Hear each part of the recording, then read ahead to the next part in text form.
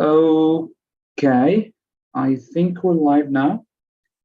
So, hello everyone, wherever you are and whenever you are. This is Mo or Mohammed Nabil, the founder of Educast International Association, and I'd like to welcome all of you to our first international event for our special interest groups. So before our start, let me introduce Educast for all of you.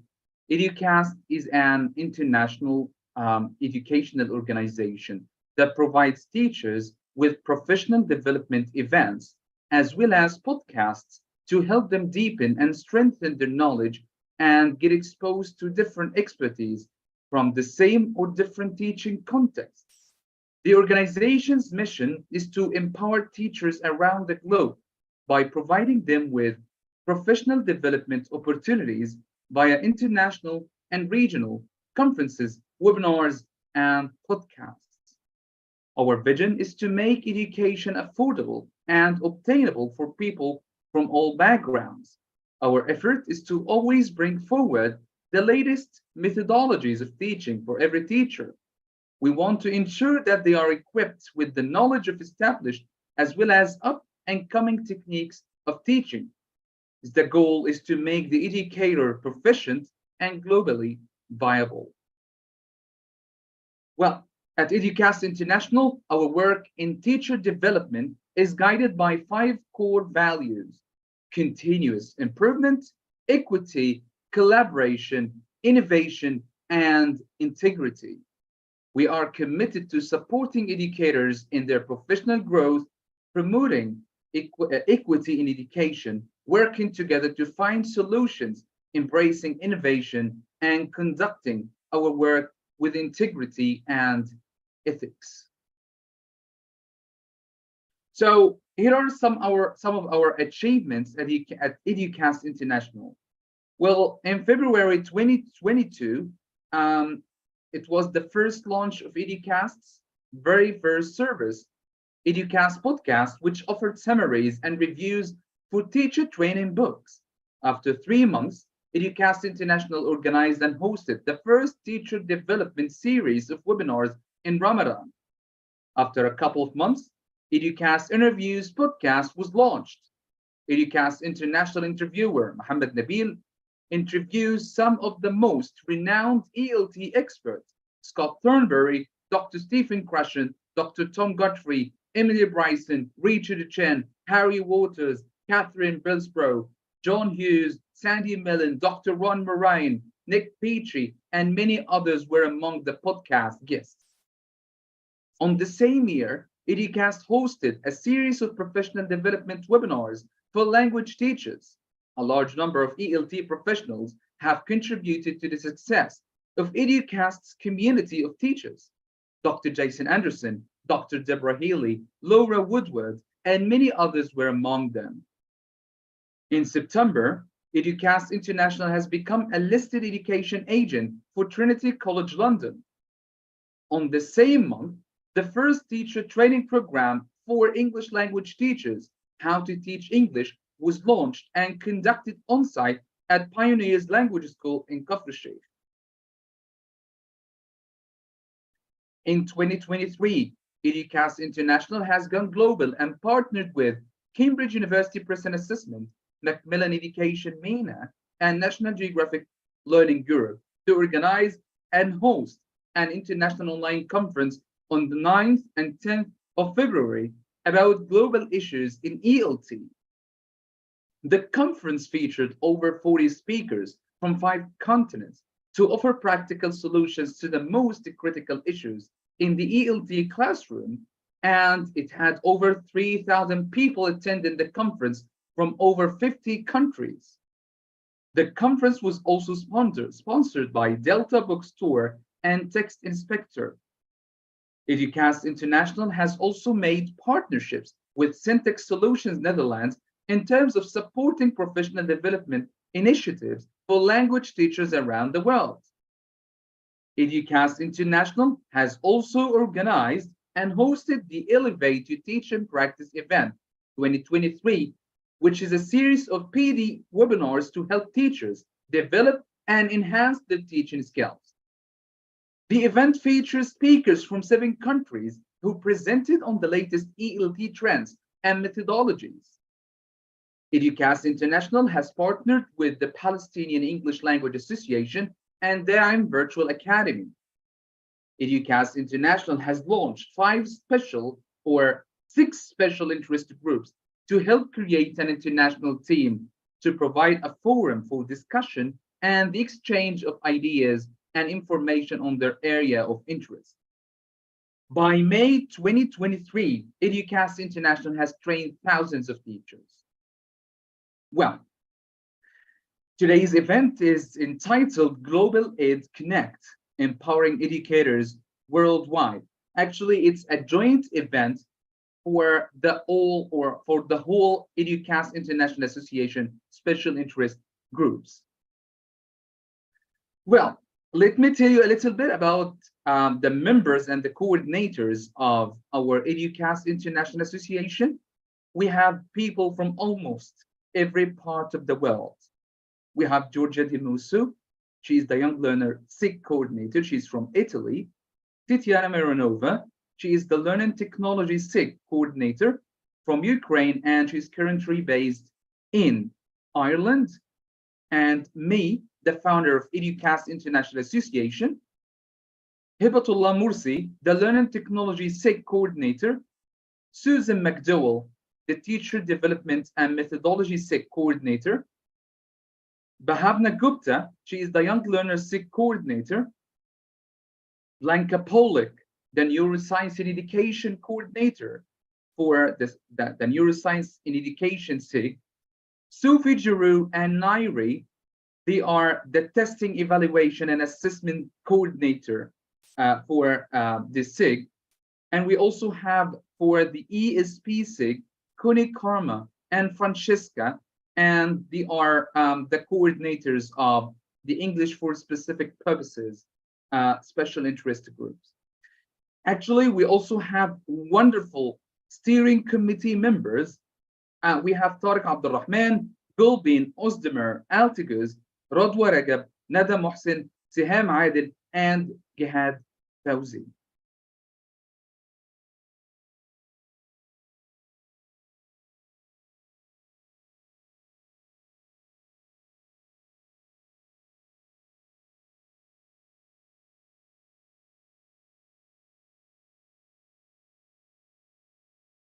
Well, in today's event, we're starting with a webinar by Blanka Polak, the Neuroscience in Education SIG coordinator, and then we will move to another webinar by me as a representative of the Teacher Development and Methodology SIG about teacher confidence, and then we will have a questions and answers session by Gihad and Golbi for the Young Learners SIG.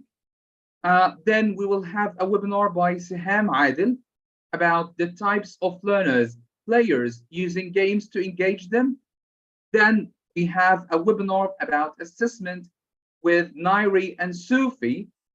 After that, we will move to have a break, and then we will have a webinar on artificial intelligence in education with Hiba and Titiana. And we will finish our event with a webinar on storytelling for young learners by Bhavna Gupta. So, Text Inspector is the award-winning. Our event is sponsored by Text Inspector. Text Inspector is the award-winning professional online tool that allows you to accurately and comprehensively analyze written and spoken texts. Up-to-date, in-depth linguistic research. It uses statistically significant metrics, including lexical diversity, meta-discourse markers, and lexical sophistication, alongside tools such as the British National Corpus and the English Vocabulary Profile, to provide a detailed, accurate, and informative analysis of language use. This allows you to accurately assess the productive skills of your language students according to the CEFR and develop effective learning and assessment materials with greater ease. Some researchers have used Text Inspector to track improvements in their students' writing skills over time, others to ensure examination materials are at the correct level. Text Inspector is trusted by organisations including Cambridge University Press and the staff and students at 145 universities and colleges across the world. Why not try it yourself? We're offering all conference attendees premium access for free.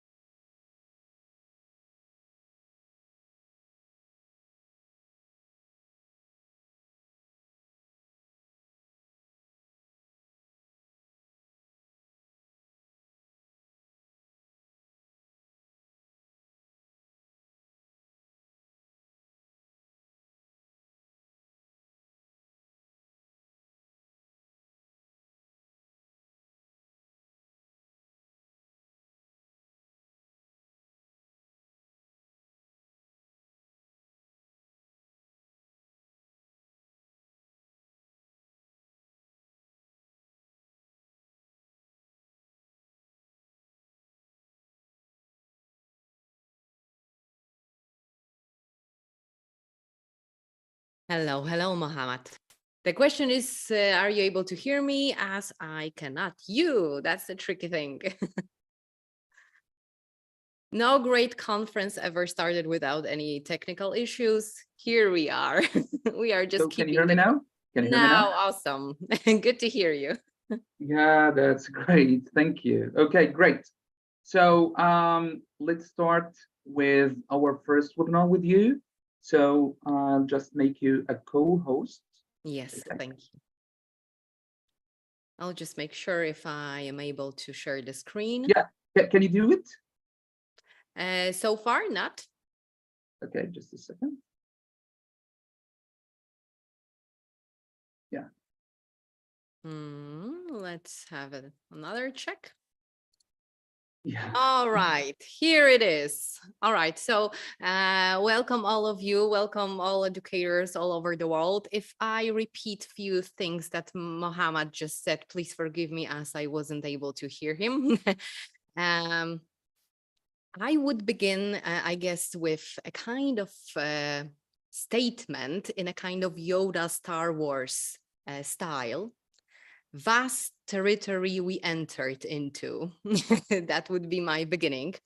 Neuroscience in education. As you see, on purpose, hyphen is used here because we are not going to examine only neuroscience per se.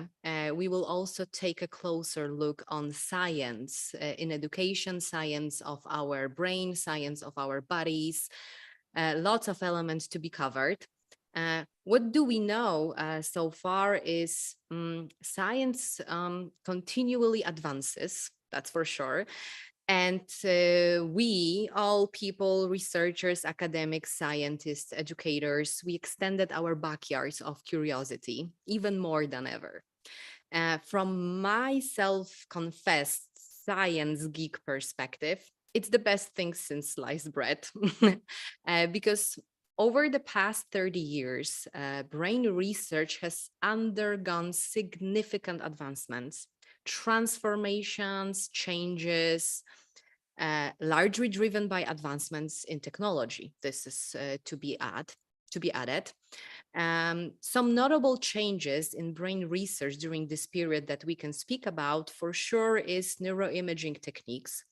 The development and widespread use of neuroimaging techniques Nothing more to be added, just revolutionized brain research, functional magnetic resonance imaging, fMRI, PET, which stands for positron emission tomography, and other imaging modalities, already provided non-invasive. That's one of the most important things, non-invasive ways to observe brain activity.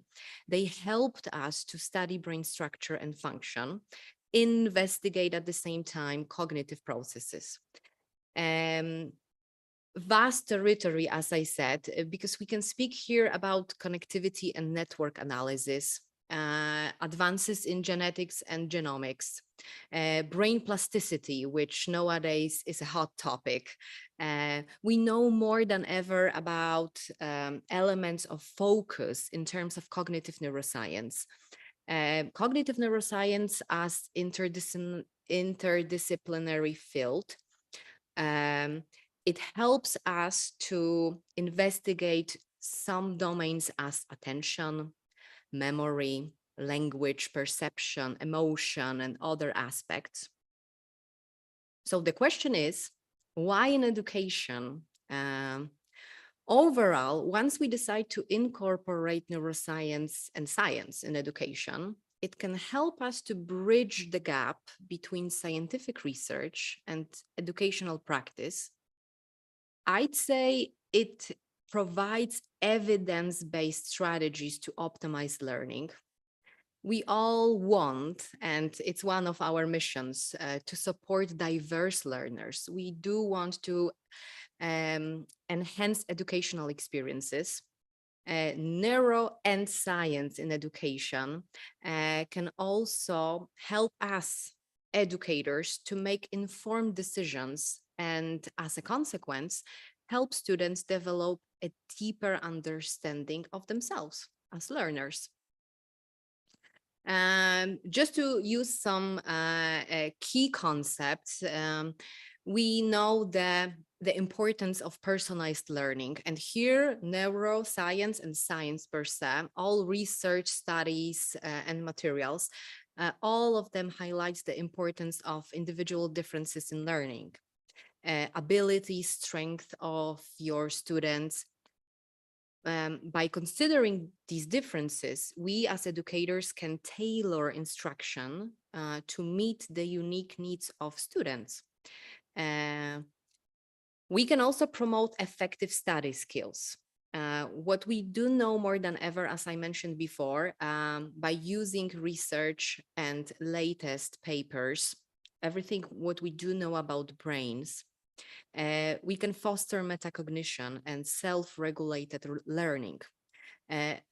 What's that? It's basically thinking about you and your own thinking.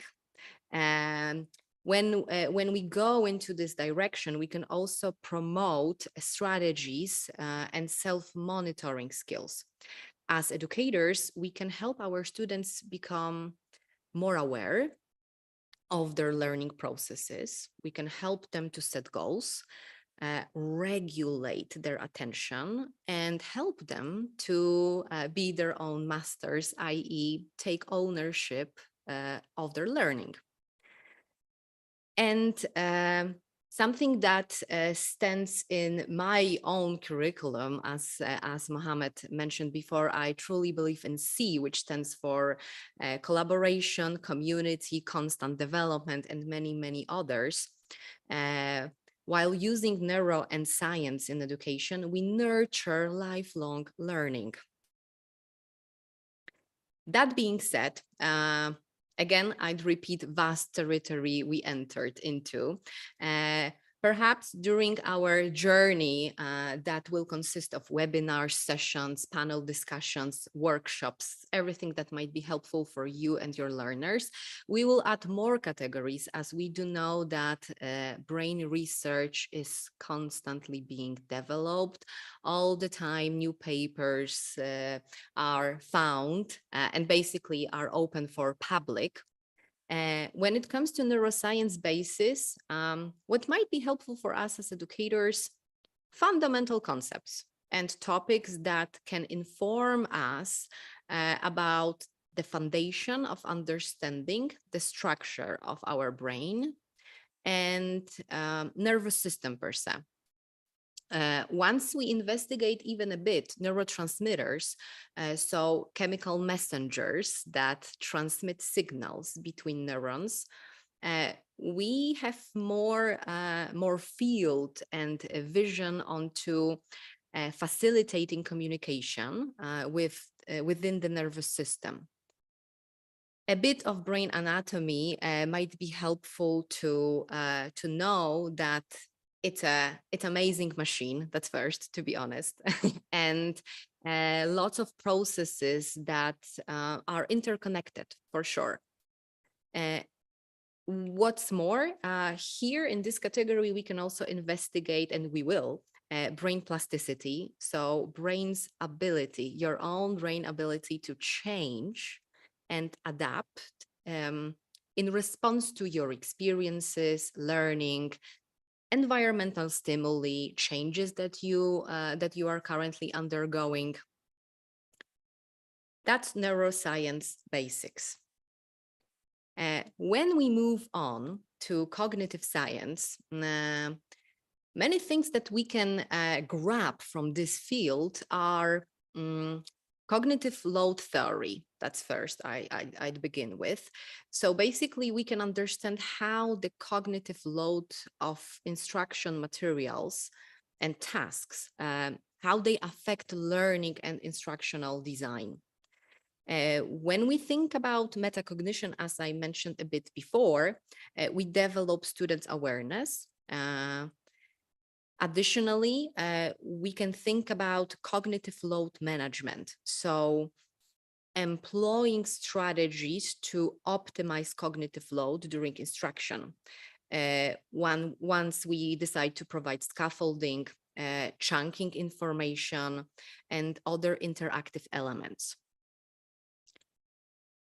PBL, which stands for many areas in education. Here, we cover problem-based learning because it engages students in authentic, very often complex problems to promote critical thinking, problem-solving skills, and as the outcome, deeper understanding.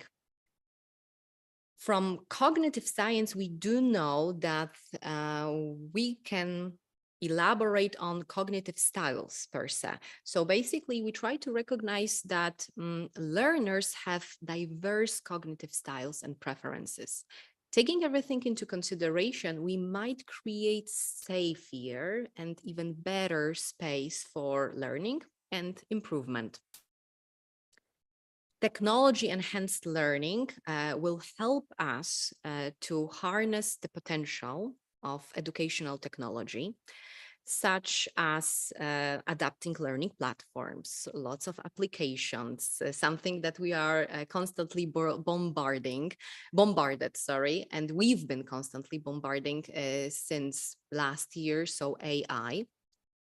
Additionally, when it comes to cognitive science, the field that helps us tremendously is, for instance, retrieval practice. So we emphasize the frequent retrieval of learned and previously acquired information from memory. And we see that is very effective strategy for long-term retention. So no cramming, no learning by heart. We try to make it brain friendly, which is the concept overused nowadays. So we need to be very careful as lots of concepts and ideas are not scientifically proven. The hyphen, as I began with and explained, means that we will add educational psychology as well, because it also it helps us to understand how individuals learn. It can provide valuable insights into strategies, motivation, the whole communication and relationship with your learners, assessments, the social and emotional aspects of learning. And some key topics in this category Something that in general we call learning theories. For instance, behaviorism, cognitivism, social learning theory, their impacts, how to blend certain theories to achieve the best results. I mentioned about motivation. This is something that cannot be overstated. In educational psychology, we do speak about classroom management from scientific perspective, strategies for creating a positive and productive learning environment. We as educators, I think this is one of the best goals we can achieve when we promote student engagement. We see they flourish and basically they live, they are alive while learning. And at the same time, we just foster a sense of community. We foster the purpose of learning. And we foster them as maybe not future educators, but people who see the importance of learning. In educational psychology, we do also consider teacher-student relationship, as I said, as well as cultural and diversity. Once we recognize and value cultural diversity in education, once we address cultural biases, we decide to promote inclusivity, and we provide equitable education opportunities, we have a chance to gather all differences, to bridge the gap, as I said at the very beginning, and we create another opportunity to learn, because then we can end up in the situation that not only is the language being taught, but also cultural differences. We learn more about human beings. As you see here, another hot topic in the science and neuroscience area, brain-based teaching strategies. Some practices that derived from neuroscience and cognitive science, and for sure, no doubts, while understood, adapted, adjusted, and self-reflected, I'd say, these strategies can truly leverage our understanding of how their brain learns and processes information. As the consequence, we can meet different goals. And I wouldn't say that we will be able to teach in a shorter period of time, because the question is it the goal per se? However, for sure, we will create different environment, for instance, active learning. So it will engage students in active participation and all interactive activities. In brain-based teaching strategies, we do speak about one of my beloved strategy that is mindfulness and brain regulation. We promote practices in terms of mindfulness that these practices enhance self-regulation. This is what we do know based on scientific research, attention, emotional well-being, and mindfulness exercises, adding the deep breathing. Some even short relaxation techniques are found to be great tools to regulate attention span, as a consequence to help our students to learn better, more effectively, and very often they limit stress. Something related to one of the webinars, that was one session that I had a great chance and pleasure to conduct in Educast. Who was there with me? Maybe you remember, needs analysis. And I spoke there about prior knowledge activation. And this is also connected with brain-based teaching strategies, as we tap into students' prior knowledge and show them how they can connect new information to existing one. We do the same on our brain level. So they connect new information to existing neural networks. And as a consequence, it enhances learning and promote even more meaningful connections. Retrieval practice is something that I mentioned a bit before. I would add here spaced repetition, a strategy that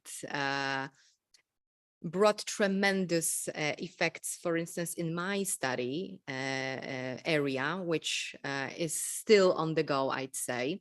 No cramming, no memorizing. As educators, you can have a great chance to sit down with your students and decide how you can implement spaced repetition and retrieval practice in order to help them see learning as beneficial and very often, maybe I wouldn't say word relaxing, but more satisfactory than in many educational systems where students are pushed to memorize, pass the test, provide diploma.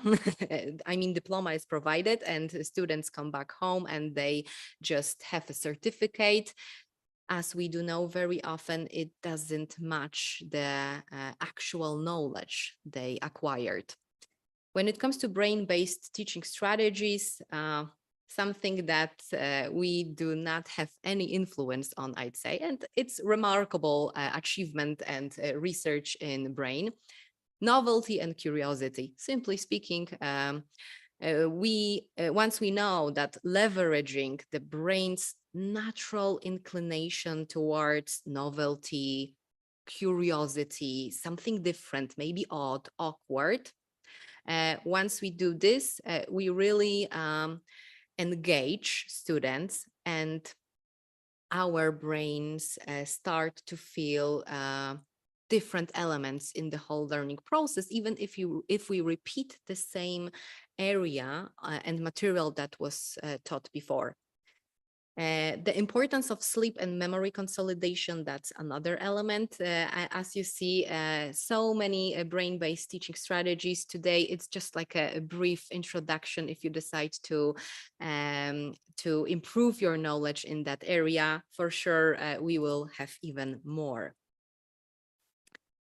STEM education, for educators that are pretty fresh in this field, we simply integrate science, technology, engineering, very often a little bit of mathematics to foster problem solving, element that I mentioned before, so critical thinking and creativity. Just some basic key topics and concepts here is project-based learning, robotics and engineering, technology integration, using 3D printing, for instance, some data sensors, some apps that will foster specific elements in our learning process. And one of my favorites, design thinking. As educators, we can introduce students to this process that at the same time emphasizes empathy, prototypes, problem solving, challenges, and it boosts creativity tremendously. Another area I decided to speak about today is educational technology and neuroscience. As you see, many of these categories are kind of interconnected. Apart from AI applications and technology, here we can also speak about VR, virtual reality, and alike technologies to create immersive and interactive learning environment. We do know that very often it simulates real world problems, experiences, and at the same time, it can enhance engagement and spatial cognition. One of my favorites, because I do believe that learning, studying might be a great fun and journey. Of course, there will always be elements that we as students and educators might see as more challenging parts, for sure, no doubts. However, gamification and game-based learning, small elements even, While being incorporated, they increase motivation and learning outcomes. This is what we do know based on scientific research and I guess from our students' feedback. I do not know in what ratio and what learning environment you do work as educators. However, here in this category, we can consider online and blended learning, and basically investigating the impact of online learning environments, face-to-face learning, virtual classrooms, what should be done from scientific perspective to blend learning approaches as to have cognitive processes and achievements on higher level, I'd say. Another element that, from my perspective, should have a place in neuroscience in education, it embraces the diversity of neurological conditions and learning differences, not only cultural background that is as important and significant as neurodiversity. Once we have even the smallest vision and knowledge of how brain works in terms of dyslexia, autism, ADHD, we can develop and adjust other elements and variations and help our learners to feel safe and to meet goals. Additionally, when it comes to social emotional learning, I don't know if that happened to you.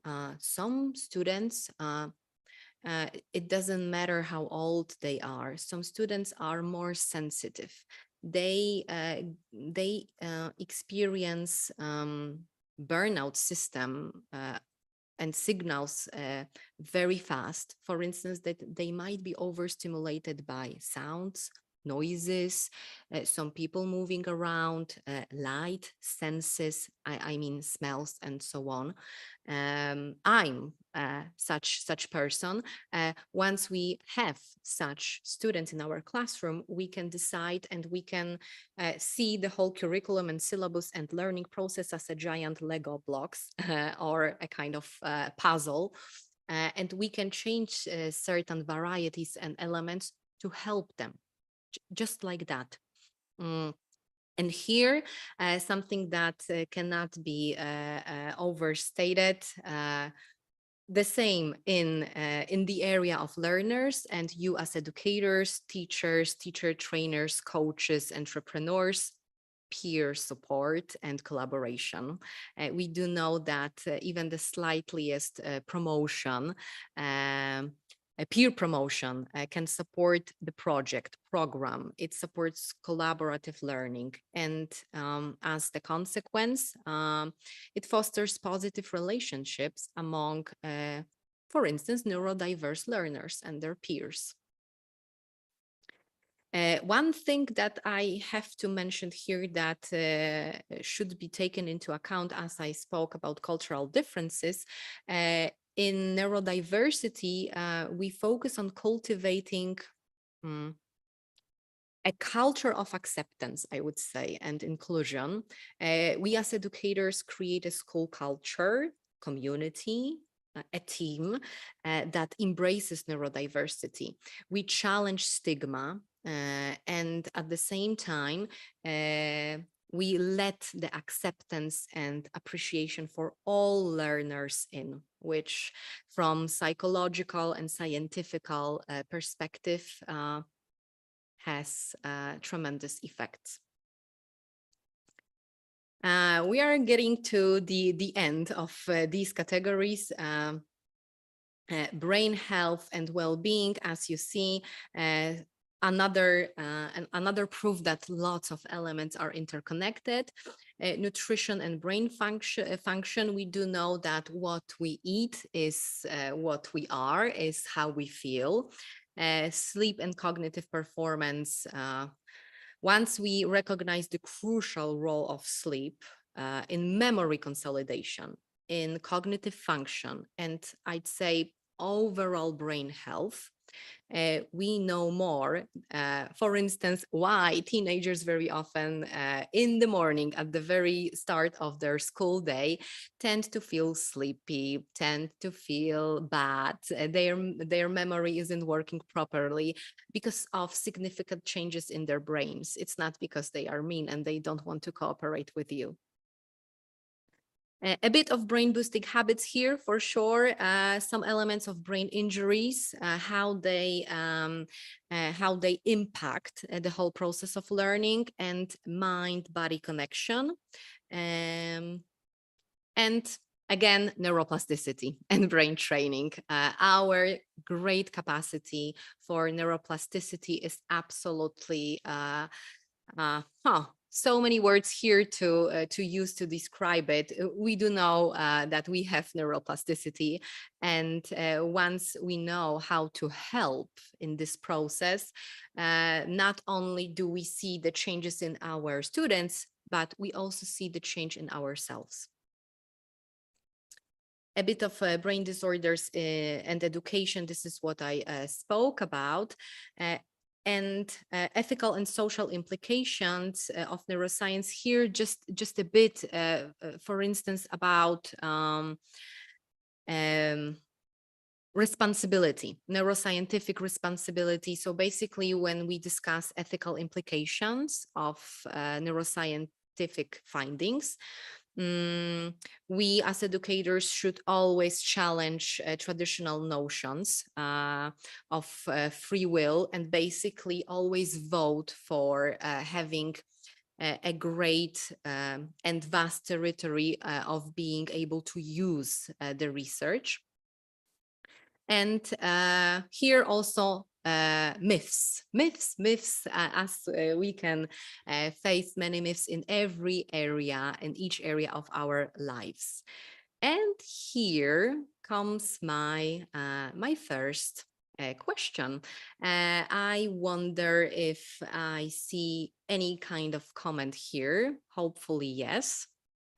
Or maybe on YouTube. If on YouTube, I guess Mohammed is not only founder of Educast, but he's also our guardian. So please, Mohammed, if you see any kind of comment on YouTube, if someone decides to take part in this short quiz, please let me know.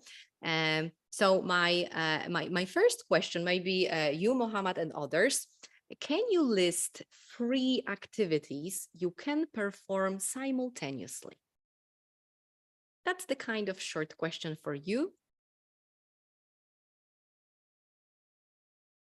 At least 3 activities that you can perform simultaneously, which stands for knowing how to perform them, being able to finish them, and being aware. Yeah, so we think about cognition here. 3. Okay. Maybe you have to think more about this. Don't worry. That would be my first myth to speak about, because we are bombarded by myth of multitasking. It suggests that you as individual can effectively perform multiple tasks simultaneously. And you can divide your attention effectively, yeah, and complete each task with great outcome. However, here the science comes. Research has consistently shown that true multitasking, particularly when it involves complex cognitive tasks, so you have to think a lot about what you do, is largely a myth. Because in reality, the brain does not truly multitask.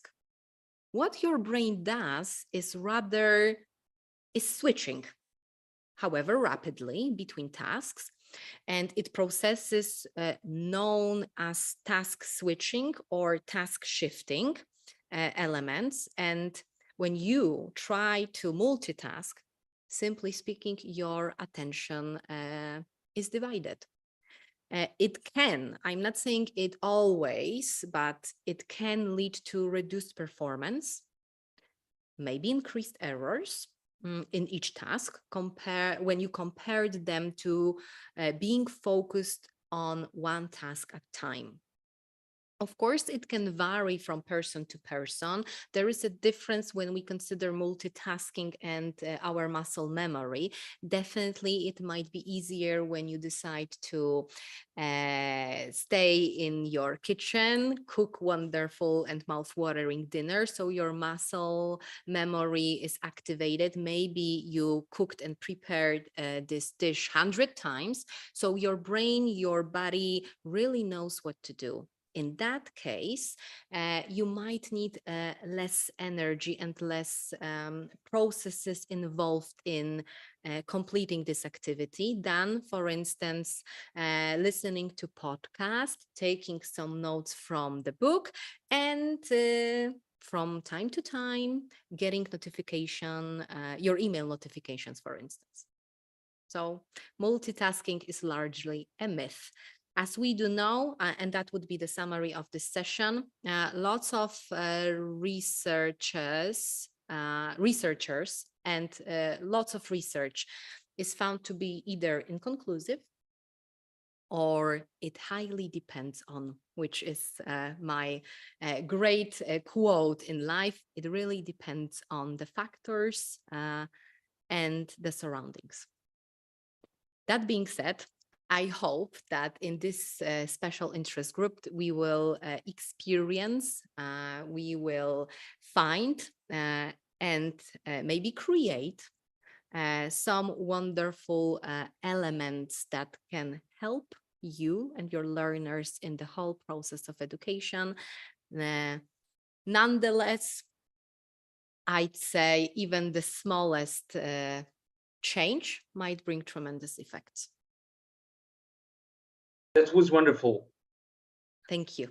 Yeah, thank you, Blanca, for your wonderful presentation. And I hope that we share what really benefits teachers, what really helps teachers to develop, to help them grow, develop a growth mindset, know about different topics, different trends in ELT and all this stuff.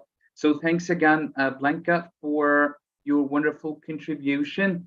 And I will be the second one to talk about, So I'd say thanks a lot, and thanks a lot for your contribution as well. We all matters. We all matter, like us educators, and let's have this journey together. Each element is needed, and I think we all can find amazing tools and great knowledge among all special interest groups. So stage is yours. Thanks a lot for all of you who decided to be with us, and see you very soon. Thank you. Thank you.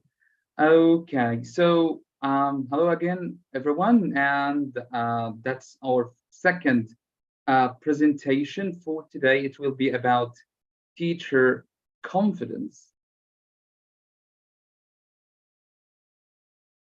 So I hope that you can see my screen.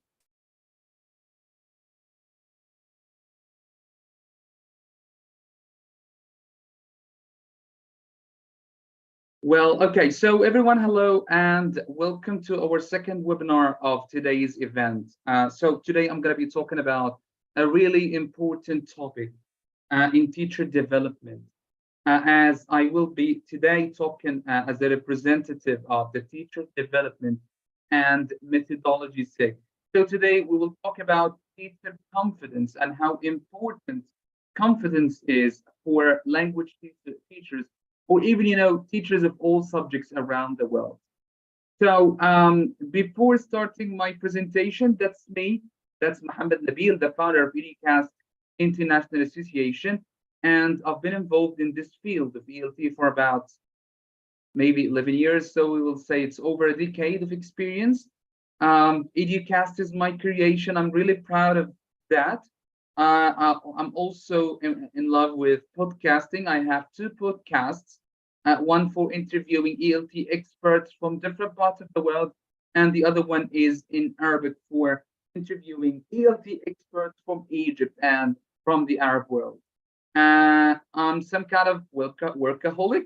Yeah, I almost work in every single minute in every day. My favorite hobby is reading, and I always believe in the fact that being, a comma is much better than being a full stop. Okay, so let's start our first or our presentation with this question, which is, what makes you an excellent teacher? Well, when talking about this, several qualities contribute to making a teacher an excellent one. And here are some key attributes. Well, number one, the knowledge and expertise. As an excellent teacher possesses a deep understanding of the subject matter they teach. They have a strong command of the content, keep themselves updated with the latest developments in their field. So good teachers, excellent teachers, always keep looking for more, looking for the new trends in their field or in their subject, okay? So they are able to effectively convey information to their students, experience new approaches and methods, and of course, help develop their learners and themselves. Well, also, passion and enthusiasm. An excellent teacher should have passion and enthusiasm for what he is doing. Great teachers are passionate about this subject and genuinely enjoy teaching. So their enthusiasm is infectious and it inspires the students to develop an interest in the topic. If you like what you do, your learners will like you, and they will like what you teach them. So they go beyond the curriculum, bringing creativity and excitement to their lessons. Number three, effective communication skills. Excellent teachers are skilled communicators. They can convey ideas using verbal and non-verbal communication. Okay, so they can convey ideas and information clearly using a variety of teaching techniques to accommodate different learning styles. They actively listen to students, provide constructive feedback, and encourage open dialogue in the classroom. Number four, adaptability and flexibility. An outstanding teacher is adaptable and responsive to the diverse needs of their students. Because as you all know, we deal with different types of learning inside the same classroom, different interests, different learning styles. So we need to deal effectively with all of that and bear in mind that not every student, not all of them are the same. So we need to modify our teaching strategies and materials to cater to different learning abilities and accommodate individual student needs. Because again, a good teacher always responds to his learners' needs.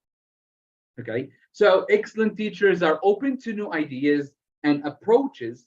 They constantly are seeking ways to improve their teaching methods. Number five, classroom management. Excellent teachers should have exceptional classroom management skills. They establish clear expectations about what their students should expect from this learning process, maintain a positive and respectful learning environment where learners respect each other and respect their teacher. Of course, excellent teachers effectively handle disciplinary issues, and they should they should use a mixture of management or a combination of management and discipline in the classroom. So they balance the structure with flexibility, creating a safe and engaging space for students to learn. Number six, empathy and rapport. Great teachers build strong relationships with their students based on empathy and respect. They understand the challenges students may face and show genuine care for their well-being. Excellent teachers also create a supportive and inclusive classroom environment where students feel comfortable asking questions about everything and seeking help from their mates or their teachers. Number 7, continuous learning and professional development.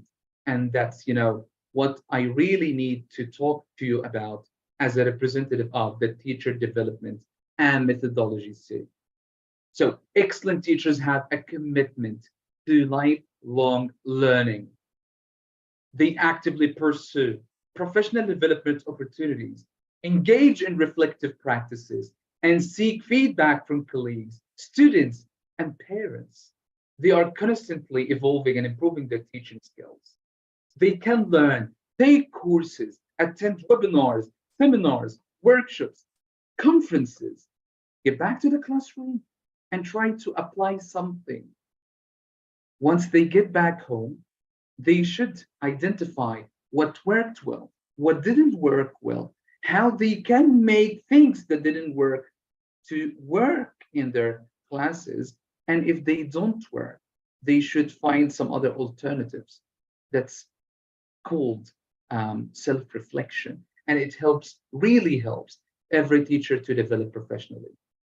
Number 8, innovative and creative approaches. Outstanding teachers embrace innovation and creativity approaches in their teaching. They incorporate varied teaching methods, use technology effectively, and design engaging activities to foster critical thinking, problem solving, and creativity in the students. Number 9, positive role model. An excellent teacher serves as a positive role model for his students. They demonstrate professionalism, integrity, and ethical behavior. They demonstrate and promote values such as respect, empathy, and they always inspire their learners to become responsible and compassionate individuals. Number 10, and the last one, student-centered approach.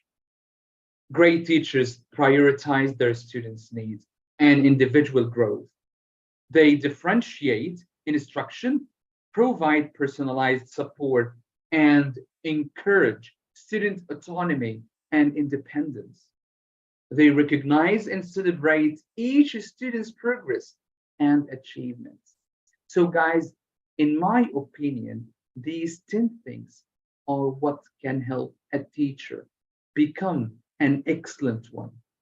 So it's important to note that excellence in teaching is a continuous journey, and these qualities can be developed and refined over time. So the commitment, the constant seeking for development to ongoing growth and improvement is what sets exceptional teachers apart. Okay, so great. Let's move and talk about a story of a teacher. So actually, it's a story of me. I started teaching young learners, teenagers, at the very beginning of my teaching career. So I worked as a freelancer. I stayed to work like this for 4 years, and then I worked in a language school for almost 4 years. There, I worked really hard. Yes, I had some kind of language awareness, but I didn't know how to teach. I didn't know anything about the methodologies of teaching. So I took online courses, attended every single webinar, attended online and on-site conferences. And this helped me to form, a mindset, a growth mindset. Then I went back to my classes, tried to apply all of this in my classes. Then I tried to discuss with my colleagues what could work, what could not work with our learners. Once I got back home, I tried to find out solutions for what didn't work well. And then after 4 years, I felt like I wanted to search for another challenge after taking, tens of courses in teaching and teacher training. Actually, yes, I trained novice teachers there. Then I joined a private university. There, the atmosphere, the working environment was really positive, and this helped me a lot to grow my mindset and develop myself as a teacher and a trainer.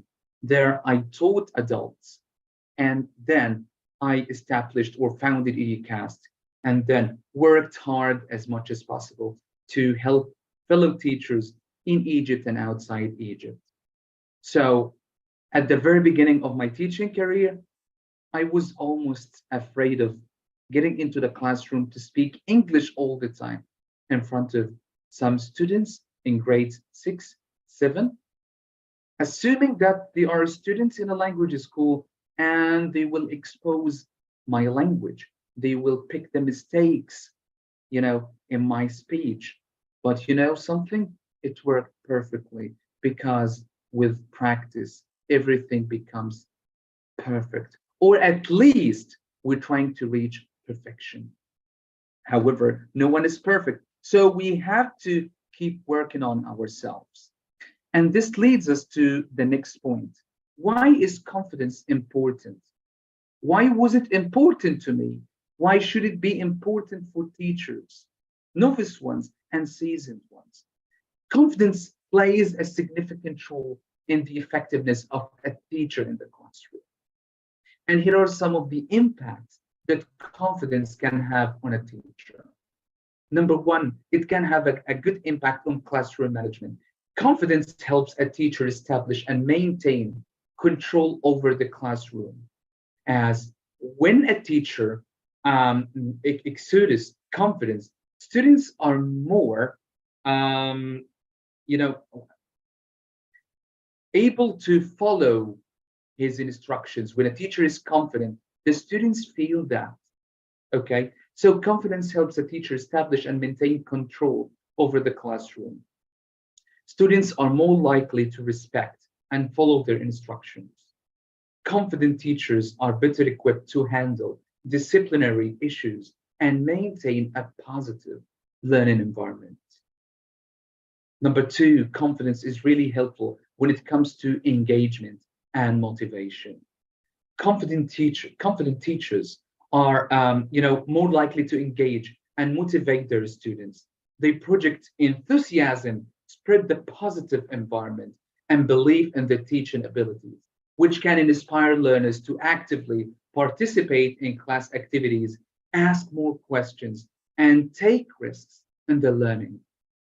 Students are more likely to respond positively to a confident teacher and become motivated to achieve their academic goals. Number three, effective communication. Well, confidence enables teachers to communicate effectively with their learners and even with their mates, with their colleagues where they work. They are more likely to speak clearly, express ideas concisely, and maintain eye contact, which enhances student understanding and engagement. Confident teachers, always think about that, are better equipped to convey complex concepts, answer questions, and encourage open discussions in the classroom and actually outside the classroom. Confidence is really important for learners and for teachers in terms of adaptability and resilience. As you know, teaching is a dynamic profession, and confident teachers are more adaptable and resilient when faced with the challenges. And of course, you all know that our profession is always full of challenges.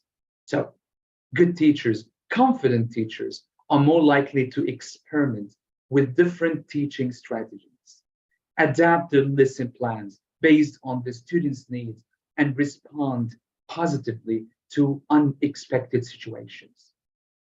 Confidence also helps teachers navigate obstacles and setbacks with a proactive and solution-oriented mindset. Number five, confidence is really important for the teacher-student relationships. Confidence fosters positive relationships between teachers and students. When teachers are confident in their abilities, they can establish trust and rapport with their students. Students feel more comfortable approaching a confident teacher.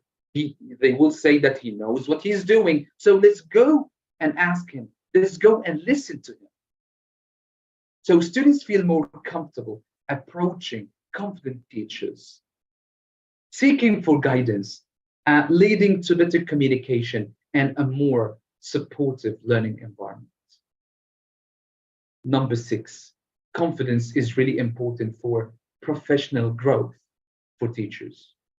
Confidence is essential for a teacher's professional growth. A confident teacher is more likely to seek out opportunities for professional development, take on leadership roles, and engage in reflective practices. They believe in their capacity to improve and are open to feedback, and this is really important. And this leads to continuous growth and improvement in their teaching skills. And let me tell you guys, confident teachers always support their colleagues, even if they are or they provide the same services. They encourage each other. They give feedback to each other, because what really matters is that the good impression, the message that we want to convey to other people, because we're teachers. Okay, so how can a teacher gain confidence? That's a crucial question. So it can't happen overnight. Let's agree on this fact, but it's crucial to work on. So gaining and maintaining confidence in the classroom is really important for teachers to create a positive and effective learning environment. Let me share with you some of the strategies that can help teachers build and sustain confidence. Number 1, confidence helps teachers developing expertise. This is what confidence does to teachers. So enhance your knowledge and expertise in the subject matter you teach. So if you teach something, please read about it. Go search for more information. Keep yourself updated with the latest trends and methodologies in it. So continuously update yourself on the latest developments, research, and best practices in your field.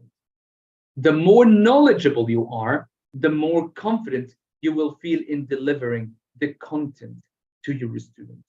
So this will help you a lot become more confident. Number 2, plan and prepare thoroughly. Effective lesson planning and preparation can boost your confidence.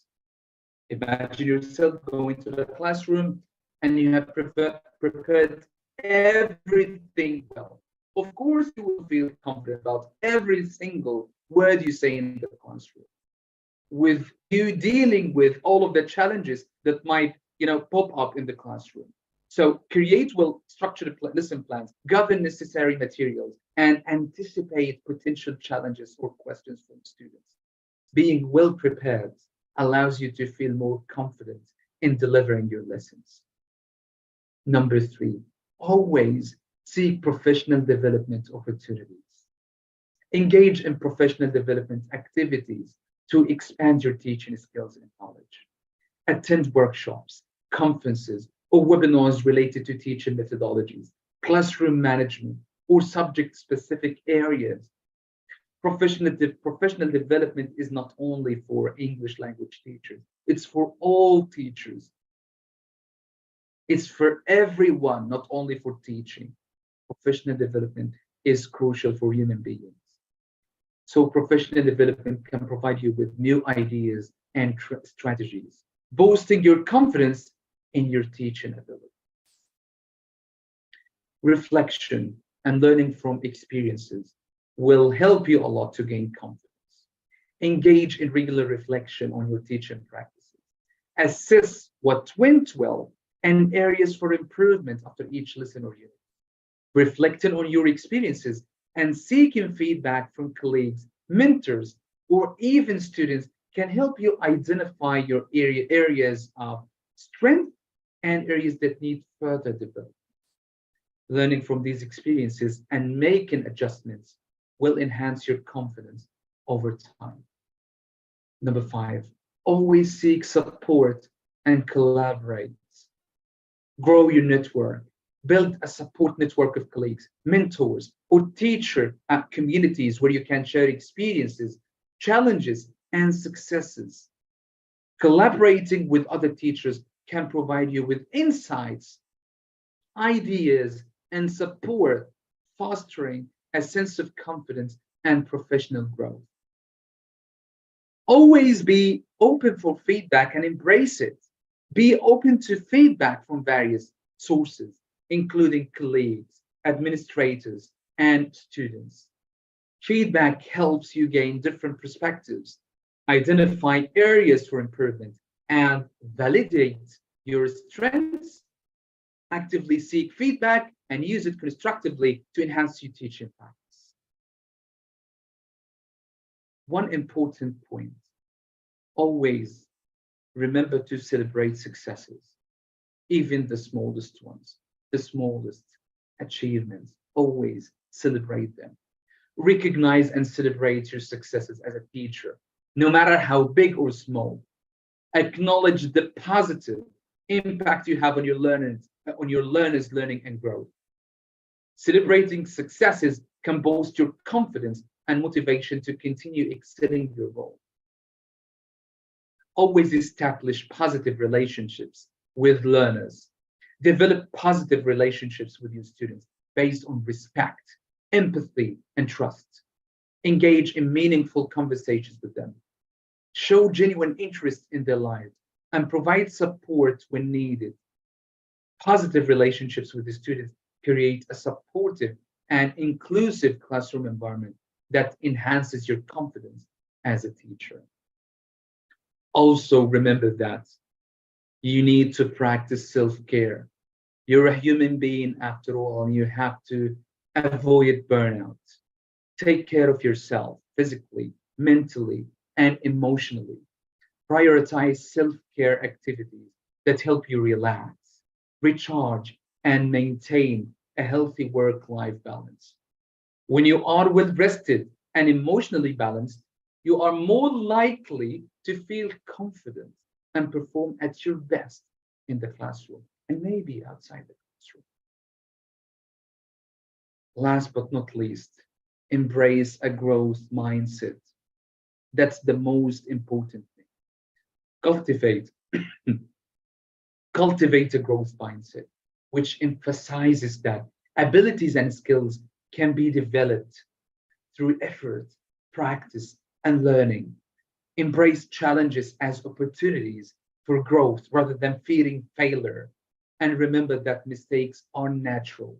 It's a natural part of the learning process for your learners and for you as a teacher. No one will ever make progress without making mistakes. Never feel scared of making mistakes. So a growth mindset helps you approach your teaching with confidence, resilience, and a willingness to continuously improve. Remember that confidence in the classroom is a journey, and it may take time and practice to build and maintain. Okay, so be patient with yourself, celebrate your progresses, and continue to invest in your professional development and personal growth as a teacher. So here are my suggestions. Take a look at them and please follow them. Take what you might benefit from them. They will definitely help you.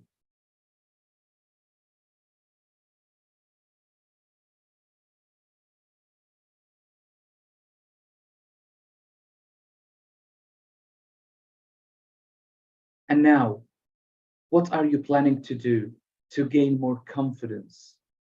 Feel free to leave your comments and ideas in the chat box on YouTube. So thanks a lot for being an active listener and for attending my webinar. We will go on a break for 10 minutes, and then we will get back to a questions and answers session with two wonderful members of Educast International Association. So take a break, but don't leave. We will get back to you. Thank you.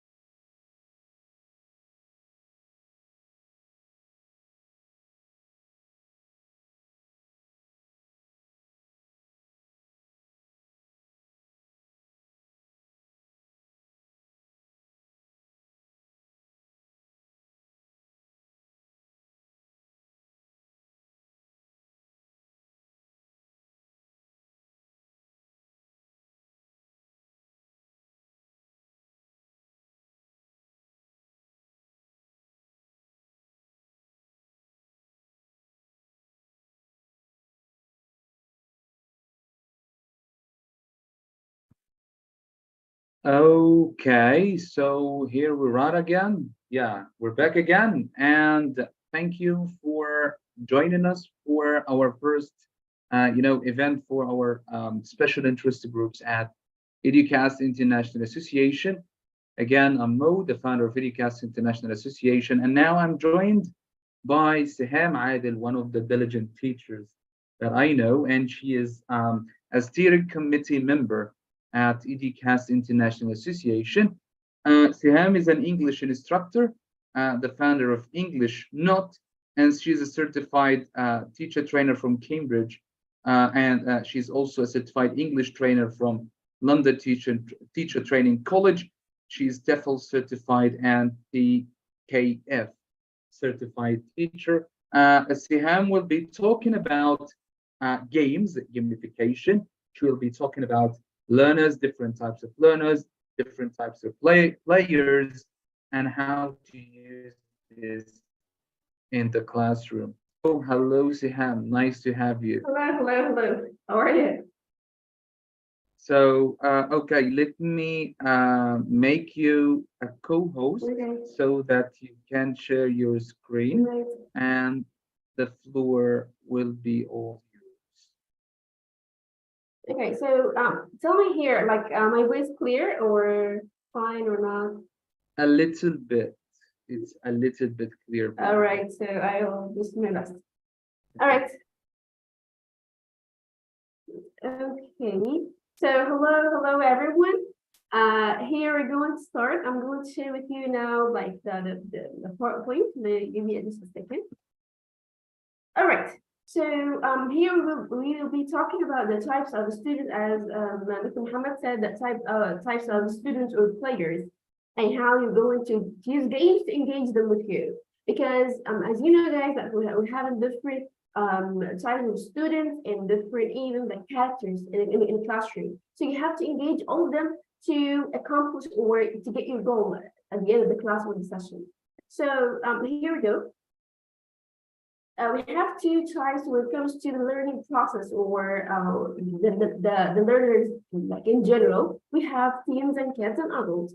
So to have all of them in like not in mixed class, but like individual, but teams in a class, kids in a class, and even adults in a class. So you have to go and engage them when it comes to activities, because I believe that running like any class supposed to be based on activities, because the atmosphere.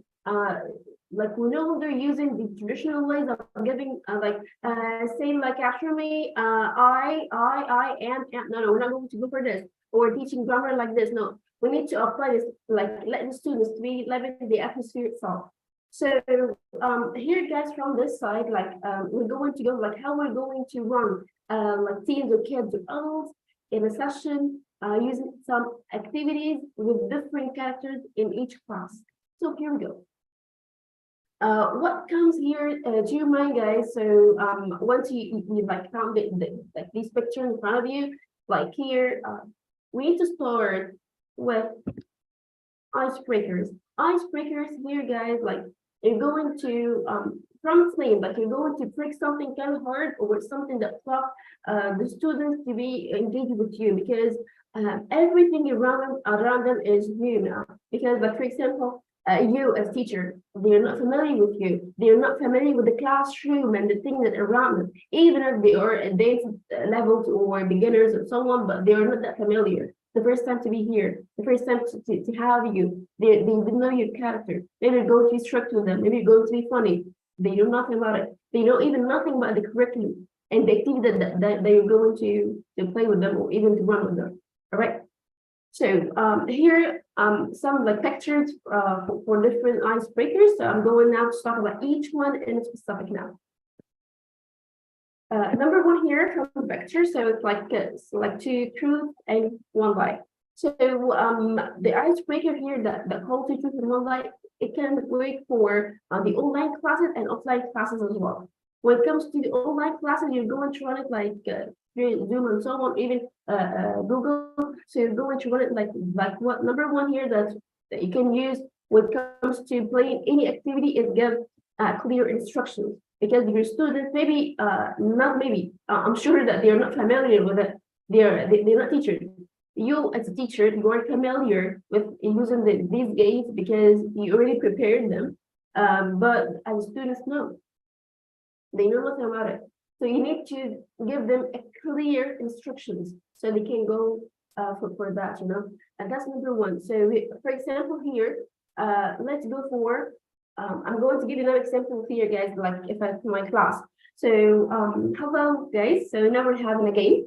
The game called 2 Truth and 1 Lie. So I can use here if I have like true beginners. I can run like I can use gestures where I talk. Like for example, 2 Truth and 1 Lie. So here, guys, you're going to give me 3 pieces of information by yourself.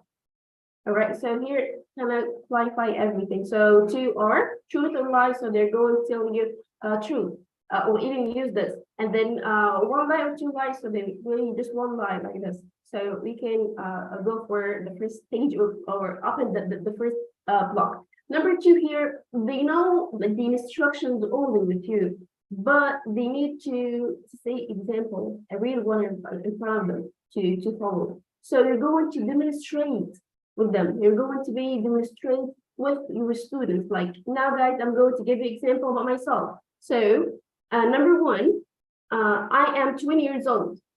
Number 2, I left summer hospital. Number 3, I hate math. So guys, can you tell me which one is the lie? If they are true beginners, you can guys write the sentences that they can think about it and see because they're not that familiar with the language itself. So it's not about even characters, the language now.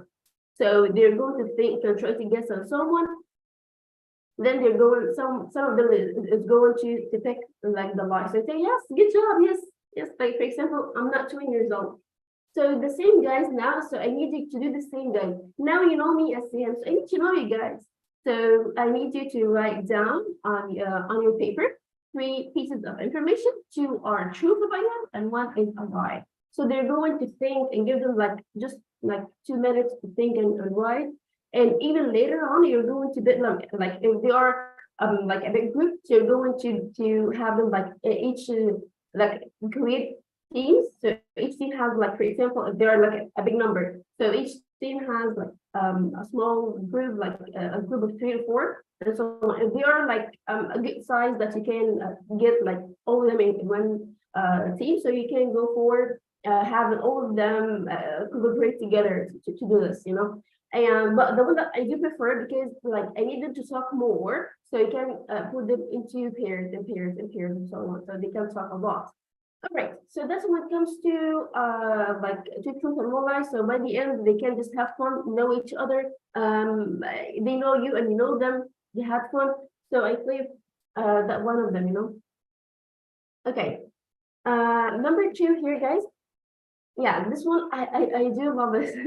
This one called chairs. So when it comes to chairs here, like from the picture here, you're going to ask all of your students to stand up in a circle and get the chairs like in the middle of the class and have it in a circle like that, like back to back, like from like as with here in the picture. So don't be like back to back. You're going to ask all of them to stand up and choose like if they are 5, so get like 4 chairs in the middle, back to back like this. So they can just run, and as I told you before, like all instructions. So you're going to ask them to run around, then you say stop. So they will stop. The one that will keep moving, so will be kicked out as a loser. And even if we say stop and all them just sit down, but except 1, so this one will be kicked out as a loser. So they will have fun a lot. This game or this icebreaker works with teens and kids and adults because they love TPR, which is total physical response that they can play in the class, have fun, push it to other and so on. So that really works. So this one, like the icebreaker number 2 here, to but when it comes to the thing that I need to do first. But by the way, we have a many. I'm not going to go with every icebreaker here or even all of them. But the thing that I just picked like my favorites. The next here, guys, is all about questions. From the picture here, like each like 3, or even if there are only if there are like a good number that can be in one team, so you just put them in pairs. So the question here would be like what? you're going as a teacher to prepare different questions before you go to your class. Different questions not related to your TL. You're not going to go for preparing in the classroom when you're going to think like we are going to talk about something in the past. So I'm going to ask them that question that related to something that happened in the past. No. But like look at this example. So what would you do if you have $1 million? Just a random one, a situational question. So you're going to just think about this. So here the next one that they're going to see the questions. By the way, you can like if it's an online class, so you can just put them here like in circles or pairs or something. And if it's like an offline class, so you can stick them like gallery walk or stick them on the board up to you as teacher. So you're going to ask them to read the questions and have sticky notes, or even like when it comes to their notes. So they can see the question and just take notes, see the question and take notes. So by the end of this, like even give them 5 minutes to do so. So they're having like their answers in a sticky note. And later on, they're going to have things like once they finish, like give them 4 questions, 5 questions or so on. So once they finish talking, like seeing the question and writing them down, so they're going to sit down and like, what's next? So you're going to ask them to be in pairs or in 3, like I'm going to say like the picture here, so they can ask to see which one that has the answer in common. Like if I have this one, I will travel. I will have my company. So they can, go for this one. Like, yes, I have the same. Yes, I have the same. Like my friend, they will talk and have something in common. So this one will achieve this. And even you can, like, while having this one, this game running, so you can like monitor around them and see and say, okay, so you can have fun with them as a teacher. So that will achieve your goal as you're going to create the eyes between you and the students, and even between the students themselves. Next here will be Simon Says. Simon Says as well works with teens and kids and adults. But when it comes to work, you're going to have all your students ask them to stand up, and then they're going to have like, okay, what next? Once guys ask all your students to stand up, they will carefully focus to just like, yeah, what next? What now? So here you're going to ask them, so guys, here in just focus, because we're going to play a game called Simon Says. You're going to follow what Simon says, not me. So if I told you here, guys, touch your head. So you're going to touch your head. No, now you follow me. I told you, touch your head. But I told you, never follow me. Follow Simon. So if I told you, Simon says touch your head, so touch your head. Simon says touch your nose, touch your nose. Simon says run, so you can run. If I told you stop, so don't listen to me. You listen to Simon over. So you will have many students just go and forget and just like let's say stop, they will stop and have like the one who was not going to follow you as a teacher. So you're going to be like they're going to be a loser because they're following you, but you show them that they're going to follow Simon and so on. So that will have like fun with the class. They will just like maybe this game will build rapport with you. I'm sorry, from you with your students. So I believe this one really works a lot, and you're going to have fun with your students. This one as well works with online classes and offline classes, which is favorites. Favorites here, you're going to draw a star on the board, or even here when it comes to the online classes, like you can use like a star like here on the PowerPoint. So this star called favorites. Why? Because you're going to draw it as teacher, and in each one here, like here and there and there and there, you're going to write the things that you're going to the thing that describes you as a teacher. Like for example, Tamer Hosni, books, movies, French fries, number 6. So these things are things that relate to you. All right. So here you're going to ask your students. So what is that? They will tell you a star. What are the things around the star? So they will say just names. So I would say here they are some things that relate to me. So can you guess with me, like, let's go for the first one. So for example, here, I wrote Tamer Hosni. So for sure, Tamer Hosni is not my brother. So you can say, your favorite singer? So yes, yeah, this was my favorite singer. What about movies? So do you think I love movies or hate movies? So they can go for this. So guys here, do not go and say, for example, all the things that you prefer or you love, because they will go for the same sentence, like you love Tamer Hosni, you love the French fries, you love number 6. No. Mix them. Mix the thing that you love and the thing that you hate, thing that you need to try in the future, your favorite number, mix them, because do not go for straight for one thing, because do not forget that you're going to ask them to go with that they're going to follow you later on. They're going to the same, so they're going to have a star, and then they're going to write down like the thing that they love. So no, do not go for this. Mix them, because you need the mind to work.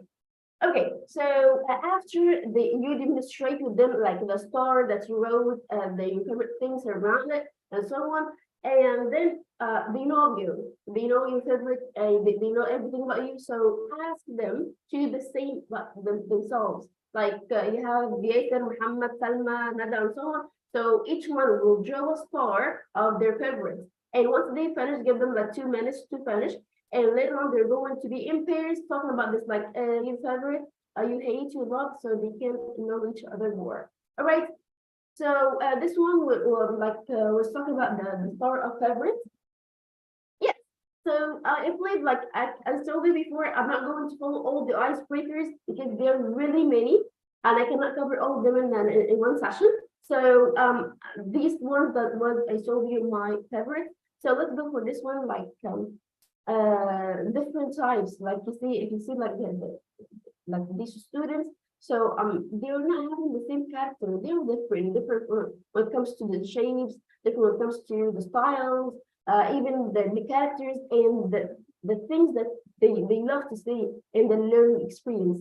So let's see some of them. As I told them, I cannot cover all of them in one session. So let's start with this. Free spirit.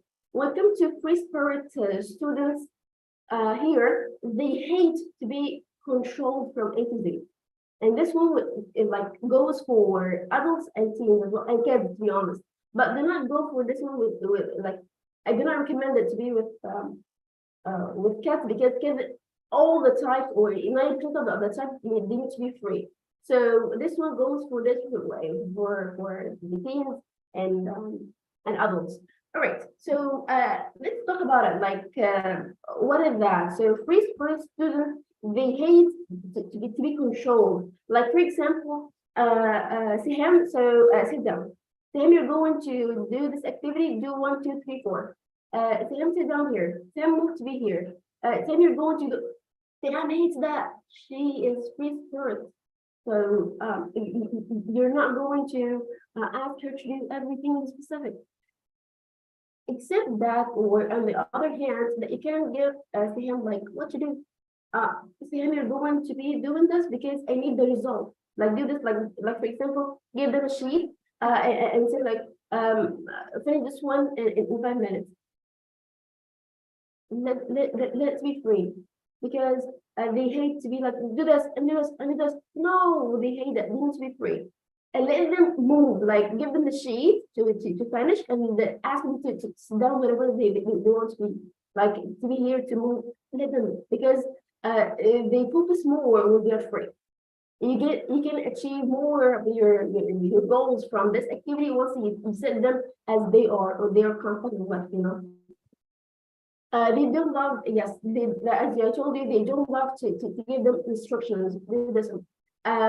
But just I need to highlight this. They hate to give them instructions as orders, but giving them instructions as they go to go for activity. So you have to, not you, all the teachers have to, because of something. The students, they are not that familiar with the instructions that they're going to go. They're not familiar with the task, so they need to understand. So just like this one, when it comes to instructions, like instructions with orders. Like finish this activity, sit here. Once you finish, just do this and do this. They hate that. Yes, they are creative. Like from the word free, yes, they are really creative and can innovate different things. And as well, guys, once like you give them like one rule to do, you can highlight your result that you need them to do by the end. So by the way, if you give them that space to go for the task, by the end of this, you will find them doing even more than you expect or more than you what you need to accomplish from this task. They can go for extra. They can, they can inspire you to do something extra with them. So give them their space. You will help yourself and help them. Okay. Here when it comes to the next one. This time, like I need just to talk. Okay. This time that I can say, fellow therapists, they just like, I just need to, yes. They care about participating and helping the others only. They just here, or they are in a class just to do so. They don't care. They don't care about being like the best. They don't care about having the best gift or winning the game.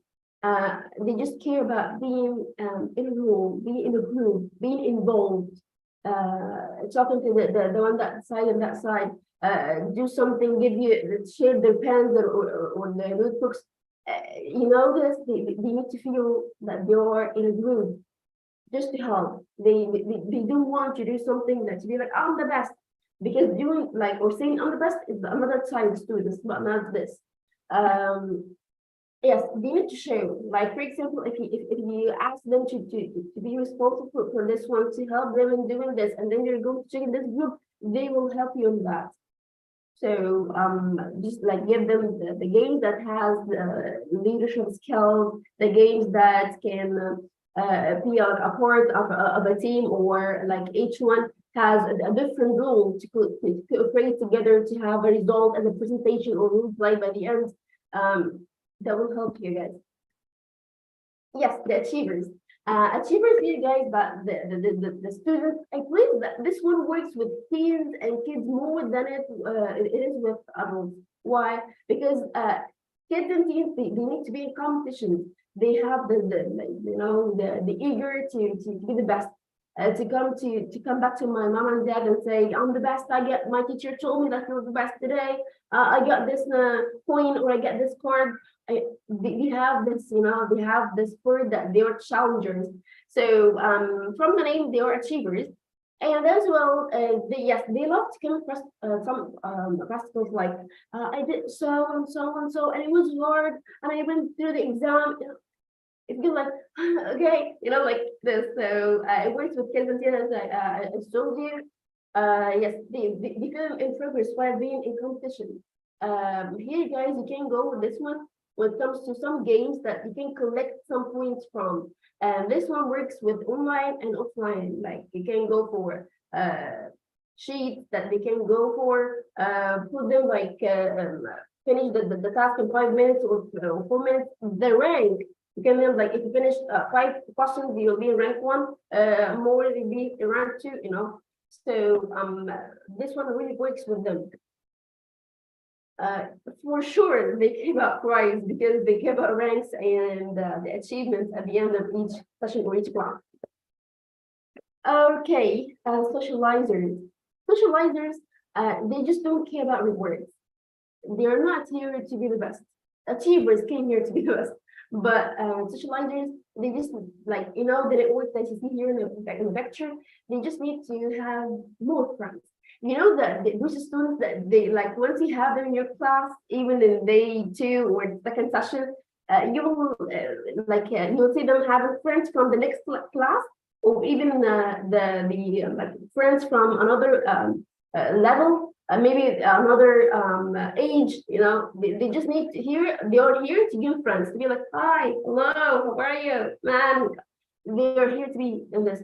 If someone got a prize, they will celebrate, my friend, they are here to be in this, So socializers here, Yes, they need to interact. They need to have fun. They are extroverts. So here you can go for playing some games that has like TPR, the games that they are going to talk to every student in class, role plays that they're going to have like a scenario, they're going to be part of something that needs to go for presentation. Later on today, inshallah, we're going to talk about jigsaw. So it will be like the best one for them. So we're going to know why later on. Okay, so socializers, I told you that they are here to expand their network.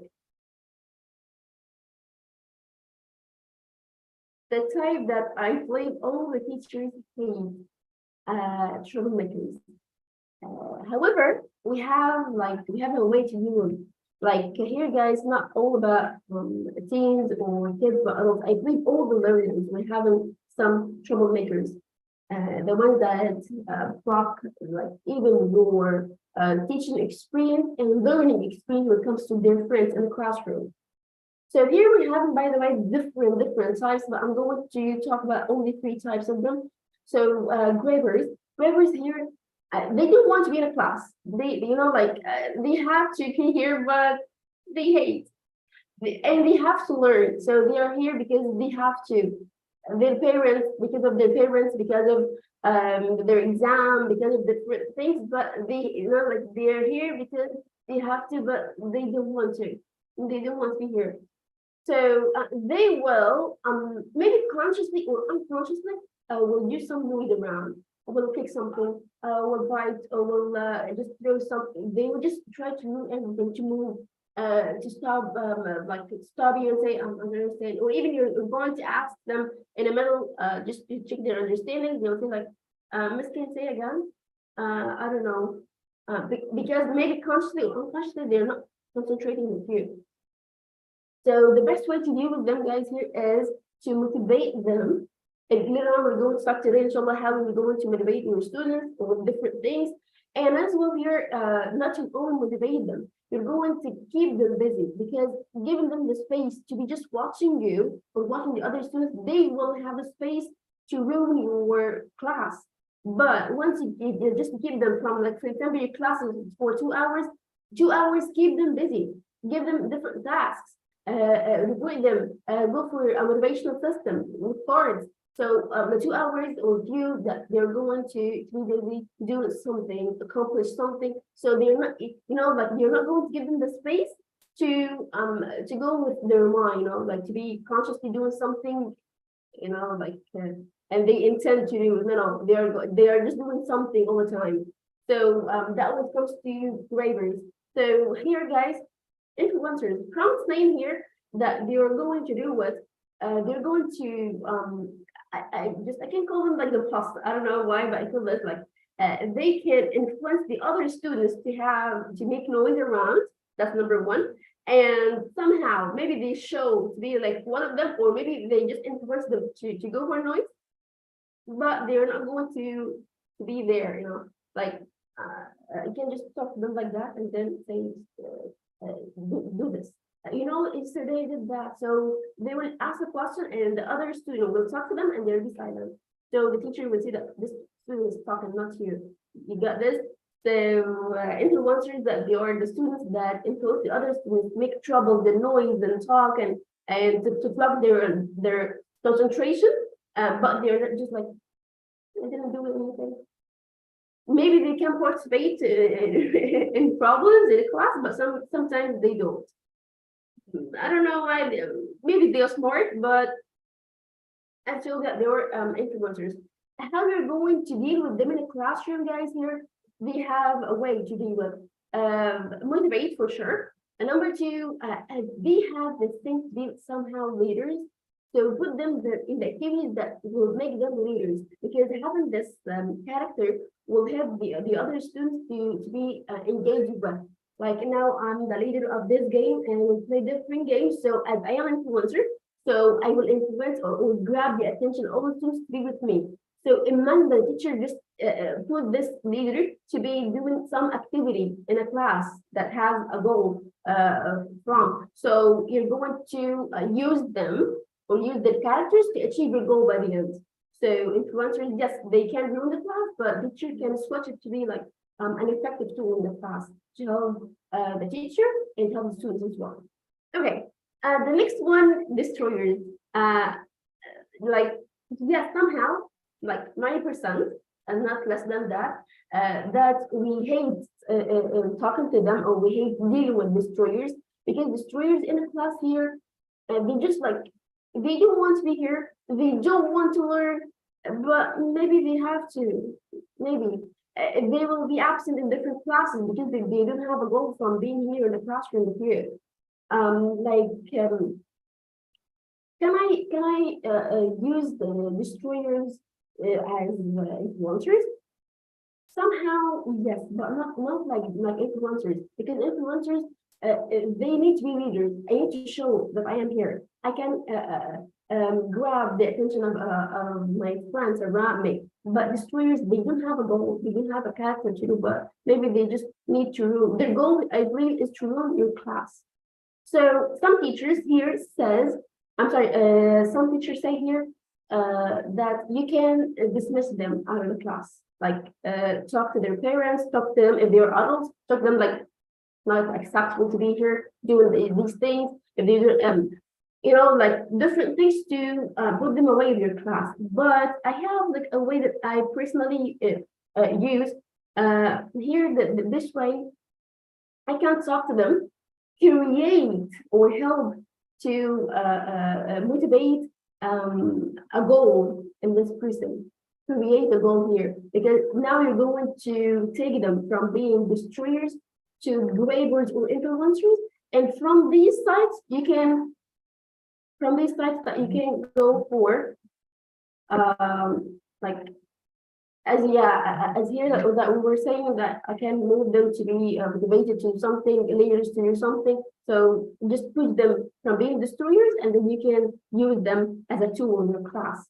Okay, so we can handle destroyers. Okay, yes, the people that they need to see and know the details of everything, explorer. So here, guys, they need, they when it comes to students, so they're not nerds. Maybe, like, to be honest, maybe yes and maybe no. Maybe they are nerds, because nerds, they need to know everything, to gain all the information that they can use, but somehow, no. Somehow they just need to just collect information, but they're not going to do that nerd, Okay, what else? They need to discover and imagine and think. They are good readers, like they love reading. They can participate with you, like, teacher, I yesterday I know that koala can do blah blah blah. Or imagine that some astronauts they go for blah blah blah. So they have this mentality that you can use in the class. Yes. How you're going to use the adventures or the explorers in the class, that you can put them in the role to be a planner for what? They have a good imagination skill. They can think, they can create. By the way, they are creative. So you can do what, guys? You can put them to like in the jigsaw. Later on, go to the jigsaw, and you can like put them in situations that they can help you in a class to think about different activities, because once they see something, the activities, they think about imagination, how you're going to do something more than that and less than that. So they can inspire you, and then on the other hand, that they can plan that the students, like for example, give them like a role play that they're going to act a scene, for example. So put them in a role that they can plan that you're going to be the father, you're going to be the teacher, you're going to be the mom, and you're a student, so you're going to create a scene in the school, so, and their imagination will get like a good quality out of the games that need imagination and creation and so on. So you can use them. once you put all these students or those different types of students into the right place or the place that will help their type or their comfort zone, they will give you a high quality for you as teacher and for them as learners. So they will absorb the language, they will focus with you and so on. All right. Yes. So here we're going to talk about what, guys. Here we're going to talk about the games that you can use here with the different types that we said, and as well when it comes to online and offline classes, adults, kids, and teens, like different things. For sure, I'm not going to talk about like all the games because like we have many when it comes to online, and mashallah, day by day we have different things and different updates that I personally every day I try to search, see like the updates as much as I can, but somehow I go for my favorites now, like comfort zone, but somehow yes, it's really great to do something new, which is gonna be okay or adapted with your classroom and so on. All right, let's go for the first one. Yes, Jigsaw. Jigsaw here, I believe it's like a big umbrella. Jigsaw works with like I feel Jigsaw is a collaboration between different types of students. I can use the fixed types that I mentioned in one game in Jigsaw. Why and how? Let's see what is Jigsaw and how we're going to run the different types here. Yes. So number one here, divide your classroom into 3 or 4 students. If you this one works if your classroom like a class of 15 or 10 students, so you're going to create like different teams and so on. You're going like 15 students, each play together, each work together as a team on different teams. Give each team a name, and when it comes to each team here, like for example, let's say a team of 3. So a team of 3 here, you're going to do what you're going to put them doing different things. Like one will be a planner, as for example, the one that can be a leader, the one that can be a researcher, for example, or the one that will be like responsible for creating the scenario. Like I mean here different roles to work individually, and then they're going to, after they finish this one, they're going to do what they're going to have the thing, like everything that they work individually, they will do it together to get the result. But for example, you need them to go for a presentation about environment. So someone will be like the researcher that create the information. The other one will search about the vocabulary. The other will search about the pictures that will help that. So they will go individually working that, and then they're going to get back once they finish the individual task to be working like as a team. You're the first, you're next, you're third, and then they're going to present. So now you just kept them busy talking and doing something and searching and finishing the task in a specific time, and then they're going to participate together.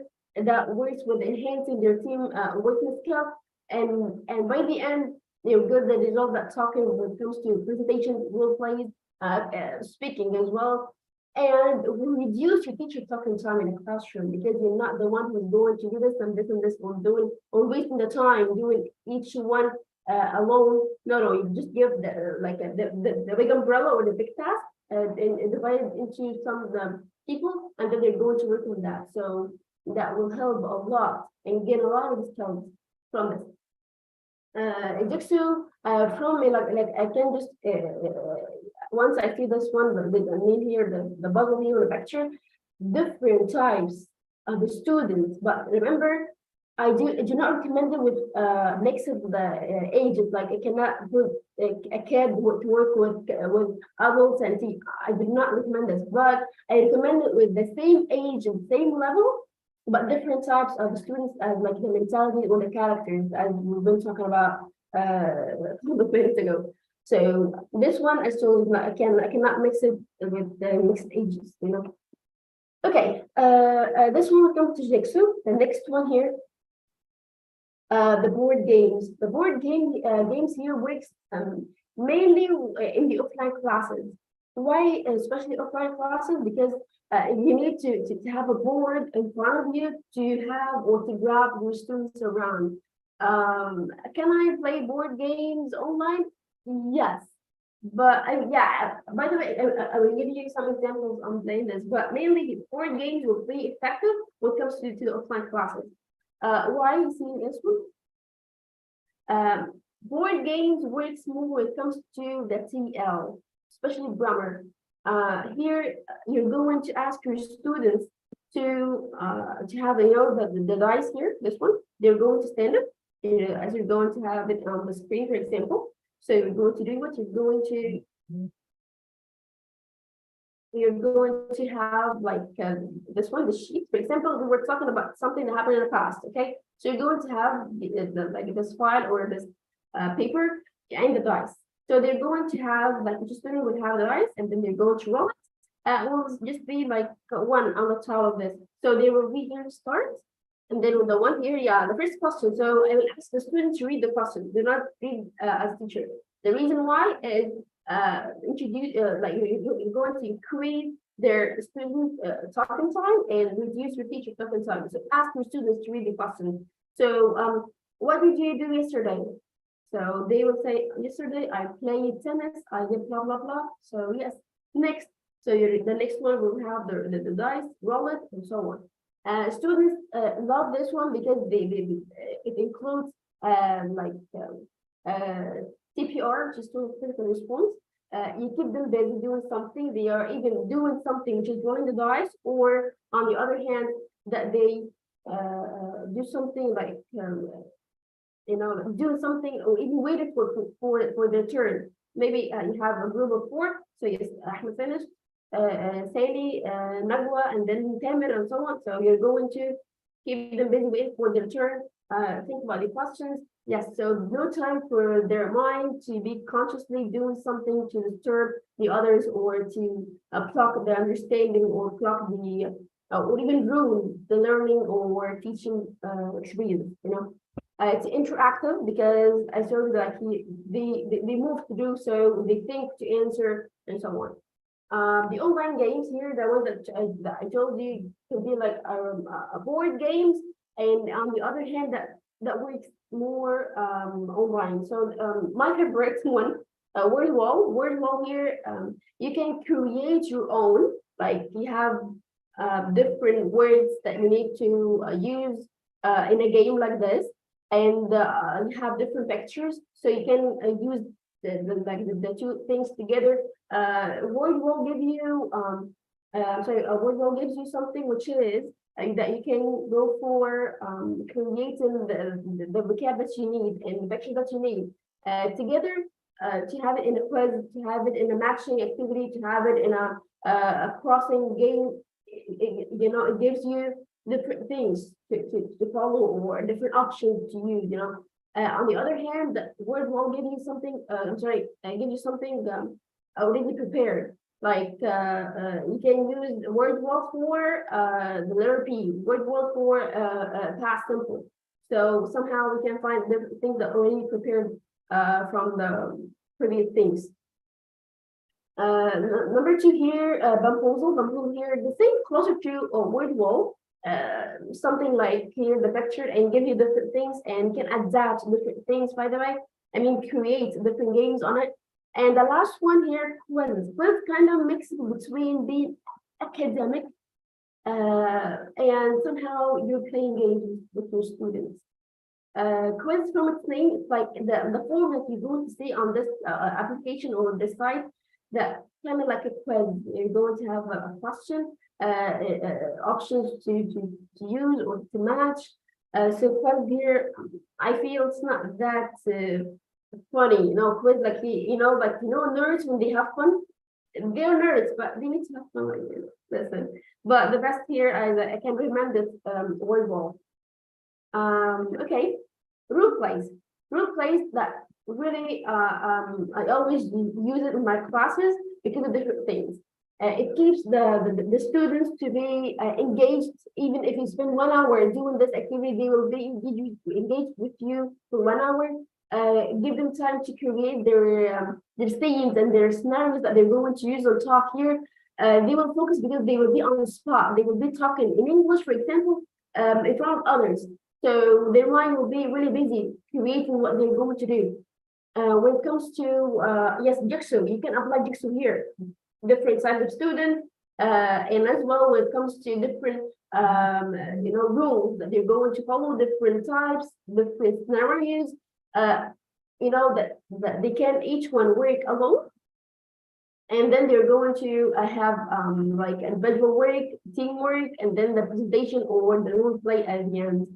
All right, TPR, which is total physical response, and they can move and act and cry and jump and run. So they have this. Yes, it works with teens and adults, but I do not prefer it with kids. But we can run role plays with kids, but it would be kind of simple, because they're kids.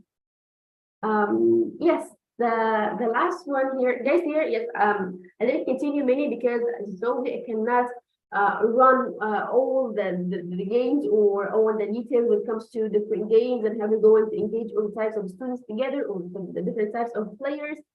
But I can search to find many, and even I trust you guys that you have already many, because I think all the people are watching me and they are teachers, offline and online, and kids and teens and so on. So I think guys you have more than that, but I do not just have time to go through all of them. Okay, the words, because guys here, human beings need to be appreciated with different ways. Here I'm talking about the learners, the mentality of being a learner. I did activity. I didn't hide myself, or I didn't escape from any activity or escape from any class. I did all my homeworks. I engaged in perspective with you for the whole level. So I need you to appreciate me. It's not about me. It's not about saying good job. So here, cards. You can give them some cards. The cards here that you can give them, like once you collect many cards, or the one that will have many cards, by the end of the session will have a gift. Will have like something, a reward by the end of collecting cards. You can use this one, and I personally use when it comes to motivating the students from day one in a level till day 8, because my sessions are around 8. So from day 1 to the last day, because I need them to help me in achieving my goal, So I can ask them by the end of the level, we're going to go for some rewards or some gifts, as long as you get the high number of cards by the end, So this one really works, and this one keeps your students engaged with you till the last minute, because they will be waiting for the gift or the reward by the end. It works with kids and teen adults. Number 2, leaders. This one, for example, if you guys here concentrated with me in doing different activities, so in the next activity you'll be responsible for giving your friends the activity. So I can give them like a card that has the rule, or it has the task, so they can play your role as teacher. So you're going as teacher to sit down. Oh my God, Mohammed, you're the teacher today. Yeah, give your students or give your friends the task that they're going to do now. Give them the homework or give them this. So give them the card, help them do this. So they will feel like, yes, now we're going to do blah, blah, blah. So being a leader, or put the responsibility here as, because I was, I get 10 out of 10. So my teacher just gives me this to be responsible for. They will be super happy for this. Money, it works with everybody. Like you're going to collect money from losers and give them to the one that will never fail in everything. So that will really work. Or even like you're going to give money to all the best students when it comes to quiz or exams and oral tests, so they can just do it perfectly. When it comes to the next one here, yes, something direct, which is giving them chocolate, give them some sweets, giving them something, like they can go for.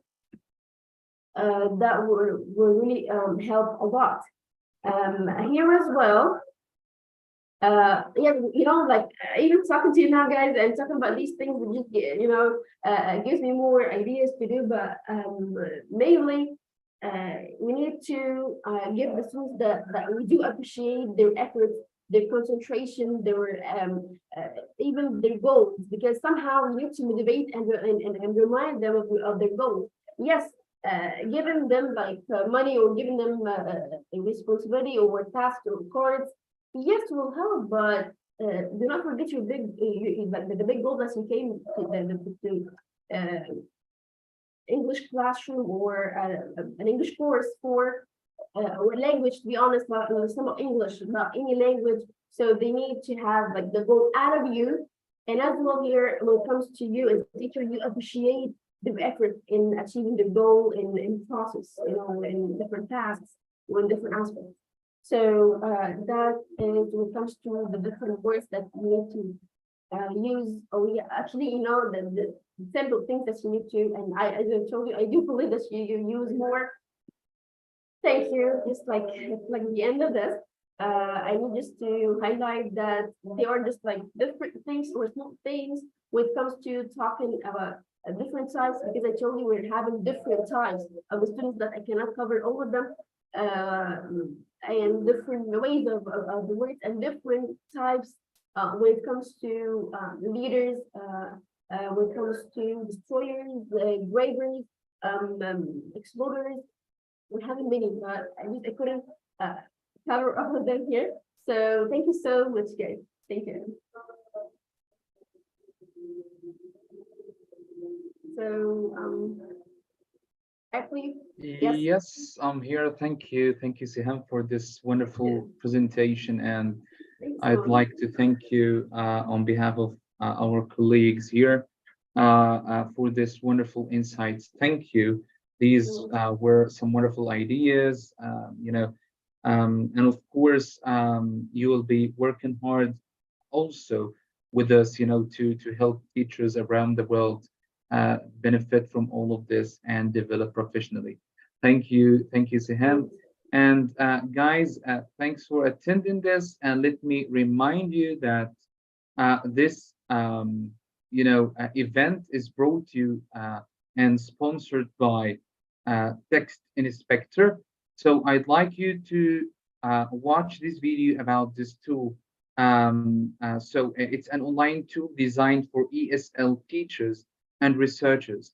So they are offering a 1 month free subscription to everyone who has attended this event, which you can claim by filling in the form which I have sent in the chat box on YouTube. So feel free to watch the video. You can also get this free month subscription by scanning the QR code at the end of this video. So let's watch it together. That is the award-winning professional online tool that allows you to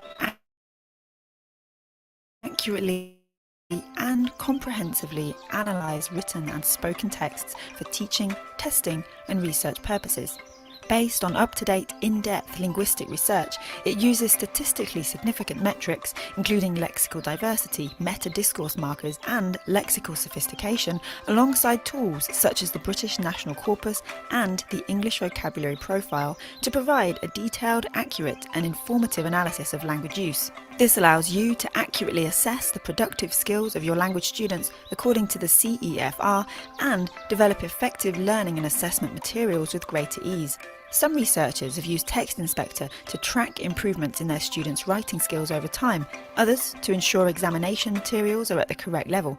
Text Inspector is trusted by organisations including Cambridge University Press and the staff and students at 145 universities and colleges across the world. Why not try it yourself? We're offering all conference attendees premium access for free.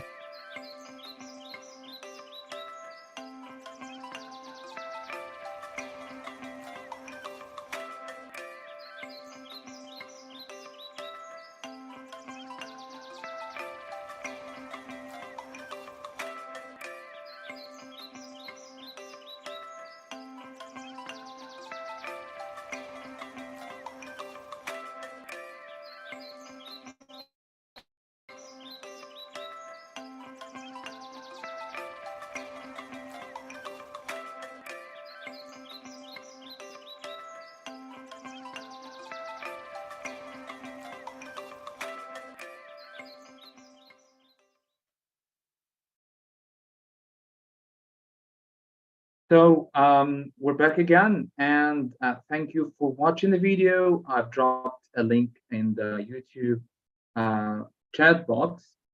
I just want you to fill in this form to get a free month subscription for this wonderful tool from our sponsors, Text Inspector.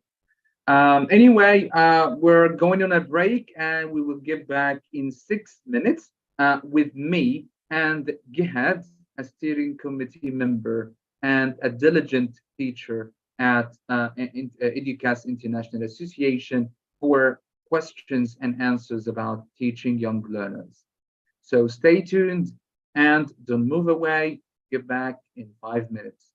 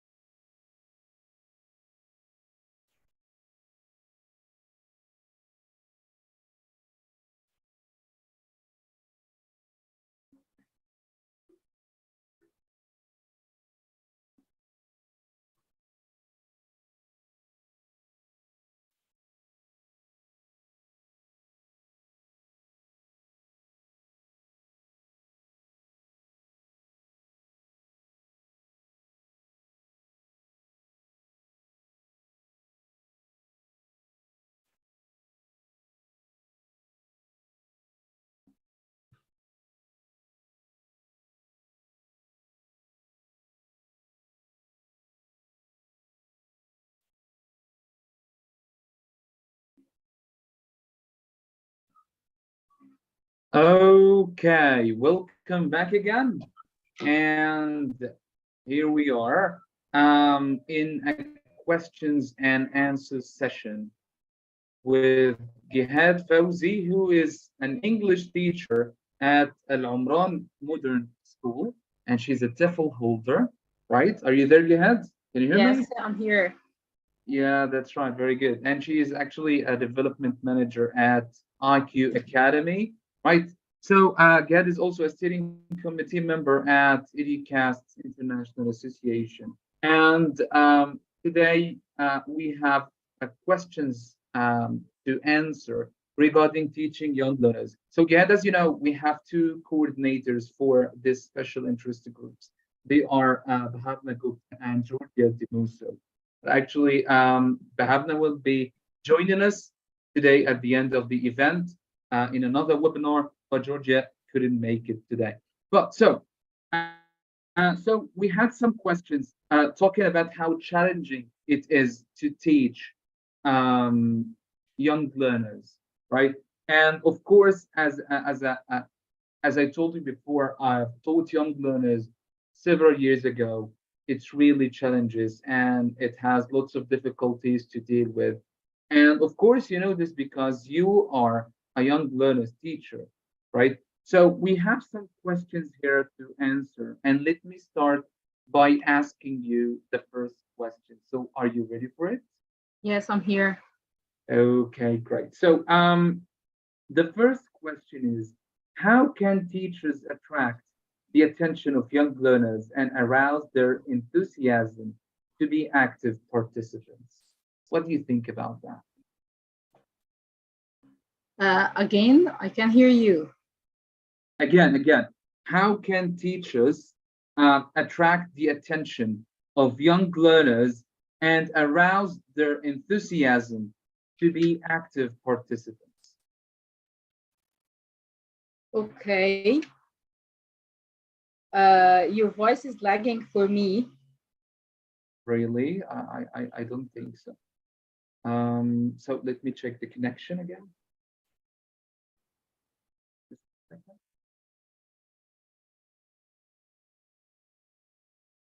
Can you hear me now? Is my voice clear now? Yes. Can you repeat your questions again? Yeah, I was talking about how to attract the attention of young learners and how to arouse their enthusiasm to be active participants. Okay.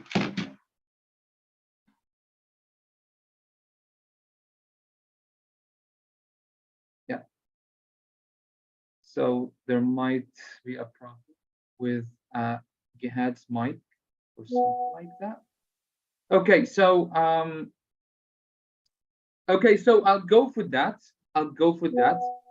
Okay, so she might have lost her connection. So I'll go for that. Well, actually, to attract the attention of young learners and arouse their enthusiasm, teachers need to follow some strategies like using engaging and interactive teaching methods, like using games. And Siham has just talked about using games and activities a lot and rewarding the learners. Using songs, because many young learners love songs, love to sing them, especially if we give them the chance to sing in the classroom, they will have so much fun while learning. Also use role plays in the classroom and hands-on activities into lessons to make them more enjoyable and to ensure that all of your young learners are participating. You can also incorporate technology, since technology is almost everywhere and it's for free. You just use educational apps, interactive whiteboards. You can use some online resources to enhance the learning experience and capture your learners' interests.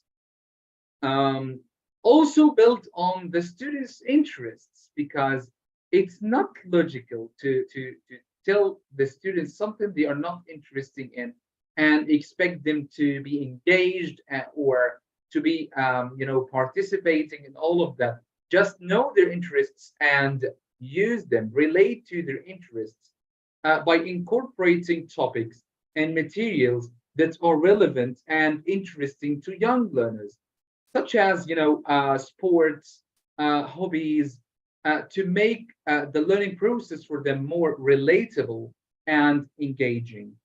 Also provide variety, vary your instructional methods, use a variety of materials, activities to avoid monotony and keep your young learners engaged. Also switching between individual pair work and group work can also maintain their interest. Don't always follow the same interaction pattern. Otherwise, you will lose their attention because they will get bored easily. Even if you're teaching teenagers or adults, they will have the same feeling if you're using the same routine in the classroom. It provides variety, encourage active participation by fostering a supportive and inclusive classroom environment where young learners feel comfortable expressing themselves, asking questions, and participating together in projects and contributing to discussions. Provide praisal and positive reinforcement to encourage their involvement. So this is how you can encourage your learners and support them with, or in terms of providing them with enthusiasm or having them engaged or attracting their attention in the classroom. Well, I don't think I have here. Maybe she's having some problems with her microphone or something like that. So the second question was talking about how language teachers can prepare young learners for the real world. Well, it's a little bit of a tricky question. Teachers can prepare young learners for the real world by doing some things like focusing on practical language skills. So by emphasizing the development of Sorry for interrupting you, Mo. I'm here. I'm back again. Okay, that's great. That's great. Thank you. Okay, I was talking about providing the learners with opportunities for speaking, listening, reading, and writing, which are essential for real life interactions. So here I was talking about how we can prepare young learners for the real world. Yes, what do you think about that? we can prepare young learners for the real world. It involves equipping them with necessary language skills and cultural knowledge. That's help them to communicate effectively in different contexts. Yeah, we have some strategies that language teachers can use to prepare young learners for the real world. First thing, I think they need to focus on communications. That's help young learners how to communicate effectively rather than just memorizing vocabulary and grammar rules. That's right. That's what I was talking about. About the emphasis on developing their communication skills. I'm talking about this our English skills, right? Speaking, listening, reading, and writing, right? You also talked about incorporating real world materials or authentic materials, okay? Like using newspapers, advertisements, menus, or brochures, to expose young learners to real life language usage. Yeah, that's right. That's right. That's helpful for them.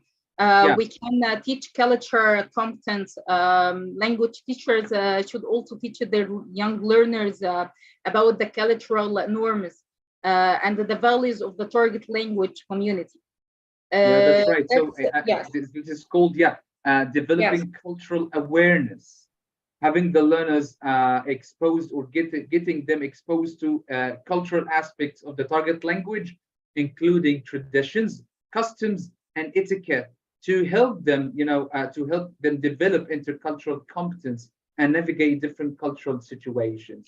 That's right. Yes, that's help them to understanding the cultural context of the language they are learning. Young learners will be better prepared to communicate effectively in the real world by this way.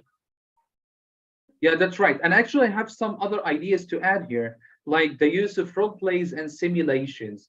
Young learners love to add, love to be engaged. So engaging young learners in role plays or simulations that mimic real life scenarios, such as ordering food in a restaurant, buying tickets, or making phone calls. This will definitely help them practice language skills in context. And also, we can encourage project-based learning by assigning projects that require young learners to apply language skills to real-life situations, such as creating a brochure about their city or planning a virtual trip to anywhere. So this promotes autonomy and problem-solving skills. Okay, Yes. great. So yeah, this leads us to another question. Would you go for it? Yes. Yeah, what is it? Okay. How can you encourage your students to take action on real world issues? Okay, that's a very big question, right? Yes. Yeah, okay, great. So the question was talking about discussing real world issues in the classroom. And so we can actually use stories. And I wish if Bahavna was here to talk about stories or storytelling for young learners, because she's really good at that. But actually, she's going to join us later at the end of this event to talk about that. But actually, we can use stories, okay, to discuss real world issues by following some strategies like choosing relevant stories to like selecting age appropriate stories that touch upon real world issues such as diversity, our differences, empathy, putting ourselves in other people's shoes, the environmental problems, social justice, and friendships. Okay.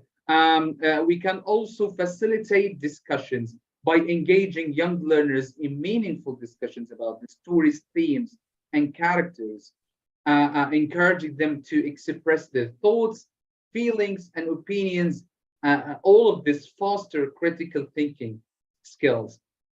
We can also help young learners connect the events and messages in the story to their own experiences or observations in the real world. So we need to discuss how these issues are presented in the story and how they are relevant to their real lives, okay? We can also encourage reflection and empathy by prompting young learners to reflect on different perspectives presented in the story and encourage, again, empathy towards characters facing challenges or dilemmas, okay? Last but not least, have some kind of follow-up activities to conduct, or like use by using creative writing, artwork, or the use of role plays, where young learners can express their understanding of the real world issues explored in stories. So in my point of view, exposing young learners to real world issues can be done perfectly through stories. Yes, okay. That's right.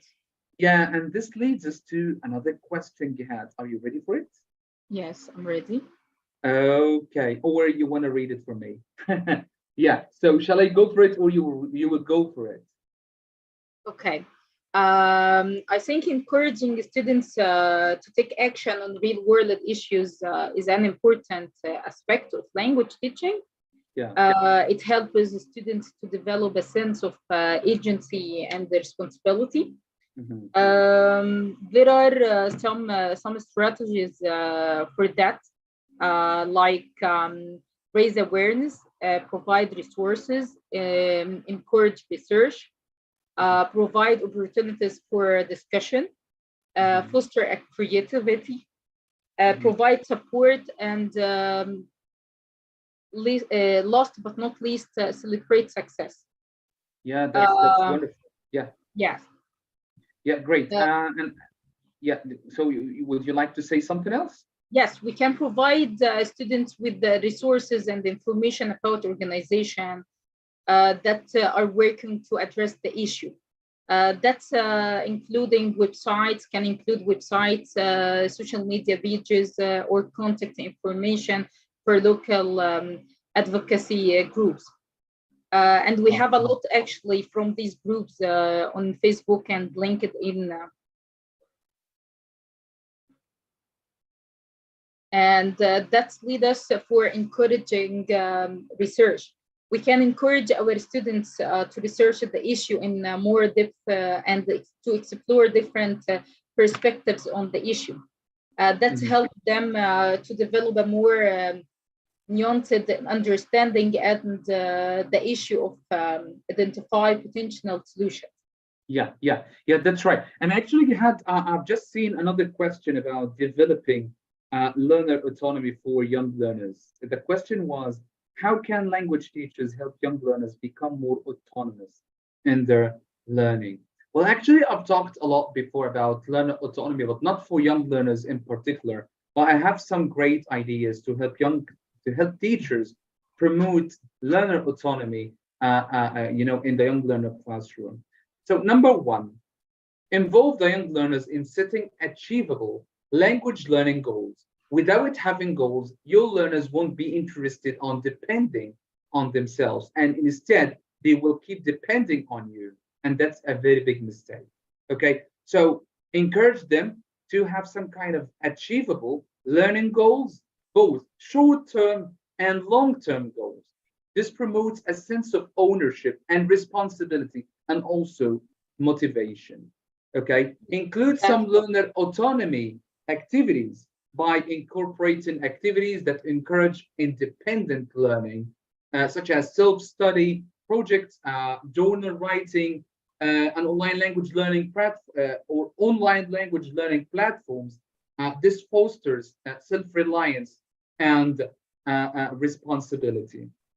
Another solution for this is offering opportunities for young learners to choose topics. Yes, you can help your learners by asking them to choose a topic that they would like to learn about. They can participate in choosing the materials or even the activities that interest them. Allow flexibility and personalization in the learning journeys. Okay. I have also a couple of more solutions for that. Introduce young learners to various learning strategies, such as note-taking. Ask them to take notes while learning, while listening, while speaking, while brainstorming ideas, while answering questions, vocabulary building techniques, or even self-assessment methods, because if a student knows where exactly he is, where his weakness points are, he will know exactly, or she will know exactly what should be done to develop. Okay, so help them develop effective study habits. This is a wonderful idea and a strategy that will help young learners to become more autonomous. Last but not least, as a teacher, you have to be a guide in the classroom. So provide guidance and support. Serve as a facilitator and mentor for them, providing them with guidance, feedback, and resources to support young learners in their autonomous learning.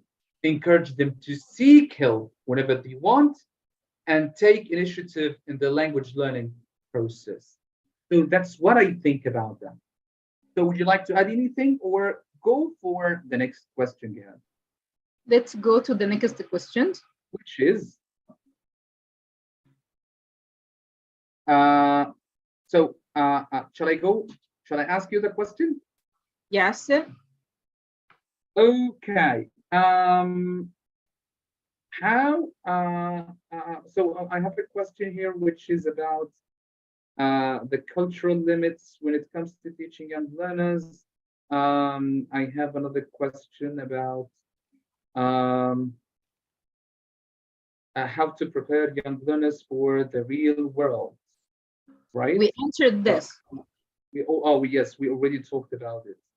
The taboo topics can be used in the young learner classroom and how. Well, actually, I can see a question that I would like to go for if you allow me. Okay, because that's a really important question. Okay. Well, the question says, what are the cultural limits when it comes to teaching young learners? Well, Again? yeah. I'm gonna go for this question, okay? Because Okay. that's a really important one. I'm talking about the cultural limits when it comes to teaching young learners. Well, actually, when teaching young learners, it's really important to be aware of cultural limits and respect cultural sensitivities. Sorry about that. So I have some considerations regarding this.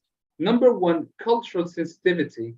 By understanding and respecting the cultural backgrounds of young learners in our classes, because again, we deal with different learners from different cultural backgrounds, right? From different religious beliefs they have different beliefs and ideas and opinions. So we have to bear this in mind. We have to avoid the stereotypes or generalizations and promote an inclusive and multicultural approach.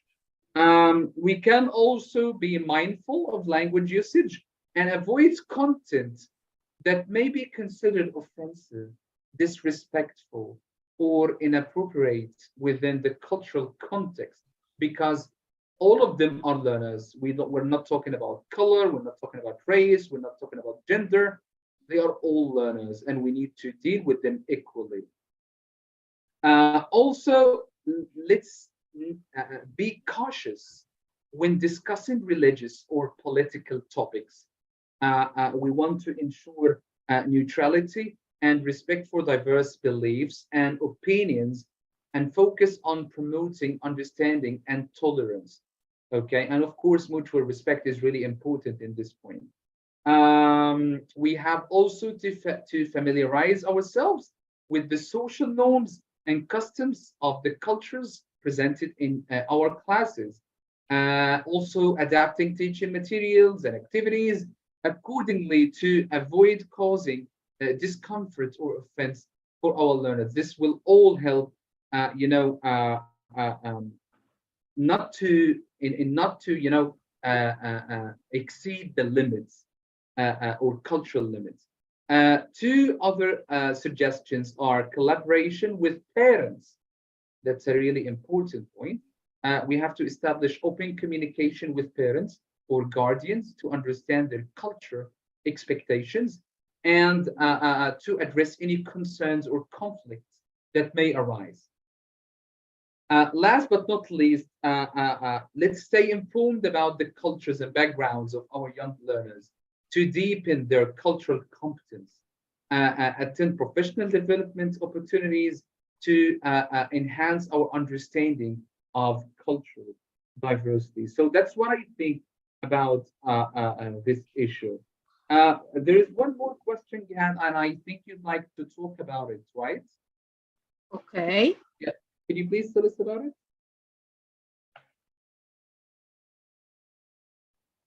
Here.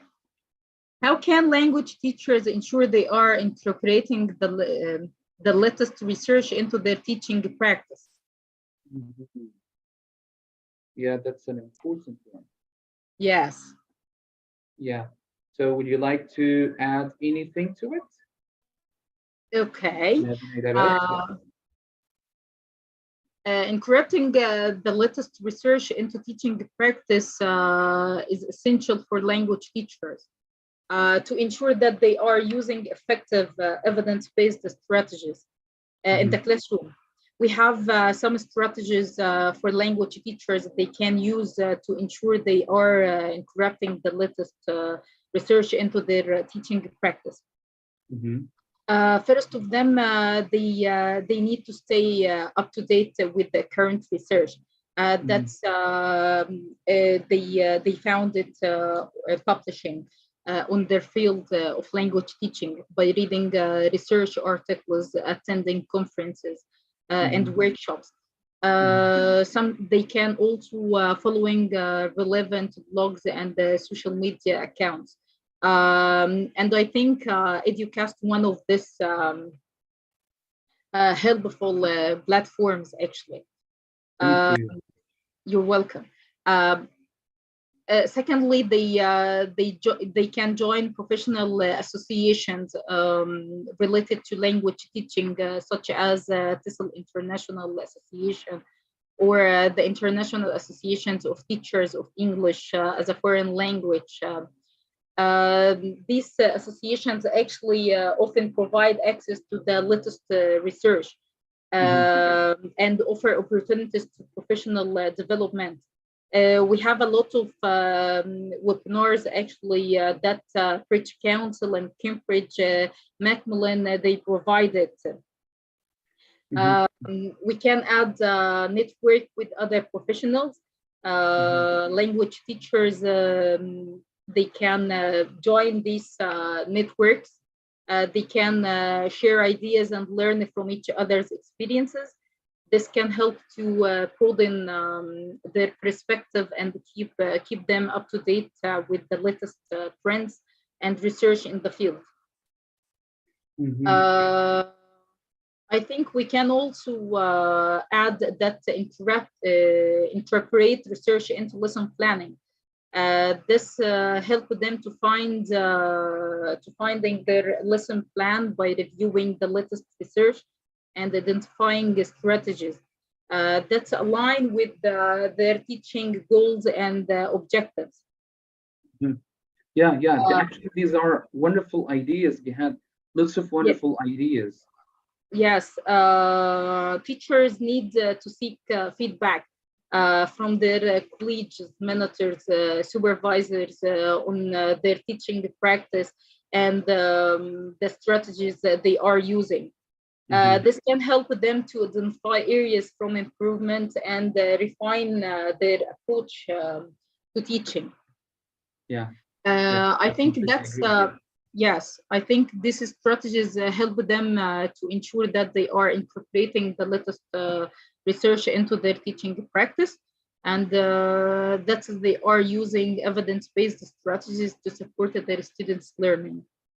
Do you need to add something else? No. That's good actually. Actually, I've just seen another question here, which is dealing with sensitive topics in the young learner classroom. That's a crucial one here, you know. So the question was how to deal with sensitive topics in the young learner classroom.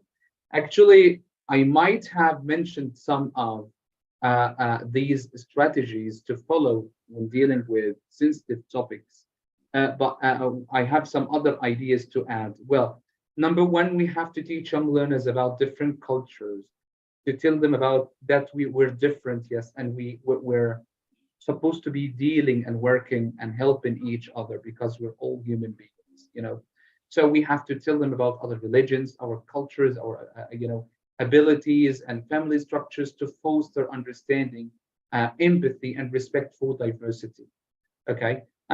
We can also discuss the importance of environmental conservation, recycling, and sustainability, and instilling a sense of responsibility towards the planet, because this helps them take a more responsible attitude towards the planet they are living in. Teach them about proper hygiene practices, and of course, personal hygiene and health are important.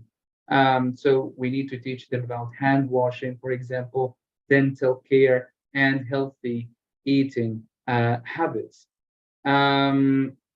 Of course, everyone is or finds the internet is accessible right now. So talking about the internet safety, we have to educate young learners about online safety, including appropriate behavior, privacy protection, and cyberbullying awareness. So to address these topics, we have to ensure that the language used and activities are age appropriate and sensitive to the young learners' developmental stage and cultural background. In addition to that, we have to collaborate with parents and guardians to ensure open communication and shared expectations. So I think these were all of the questions that we had, right, Gihad? Yes. Yeah, so I'm just looking at the chat box on our YouTube channel to find any other questions related to teaching young learners who might answer them.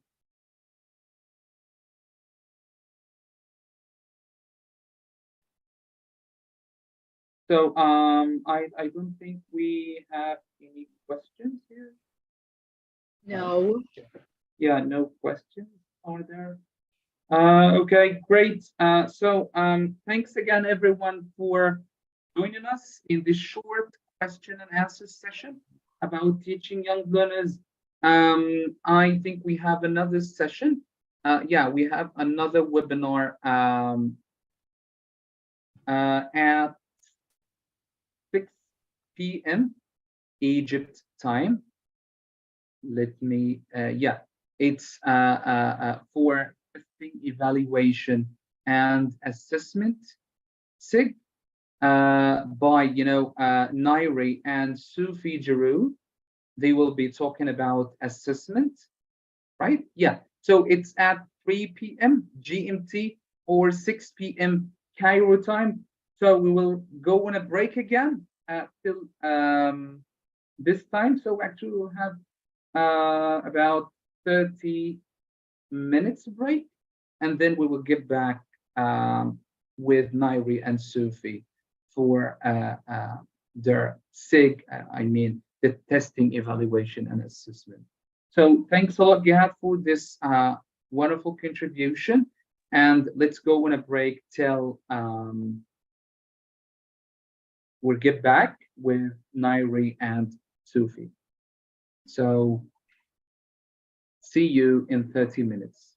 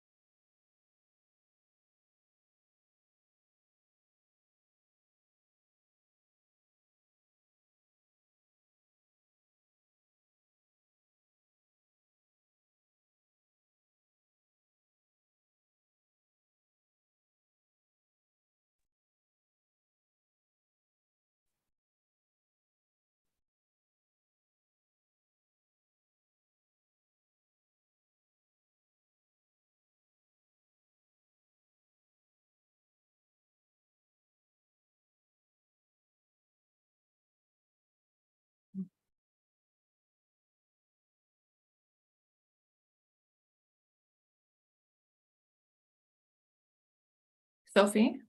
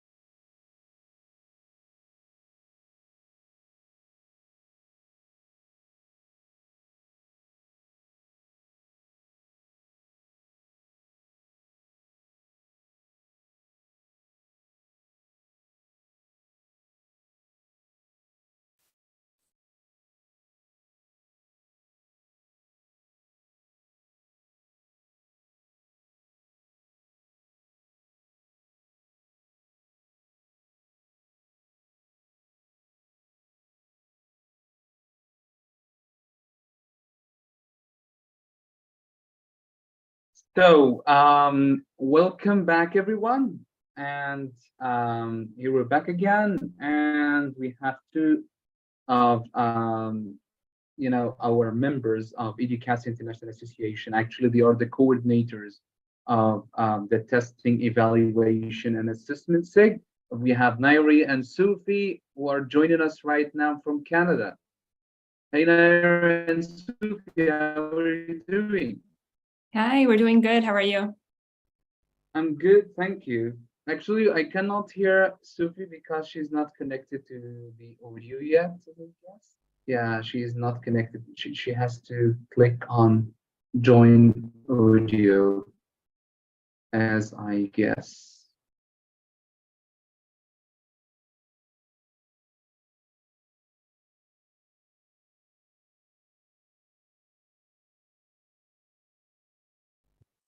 Yeah.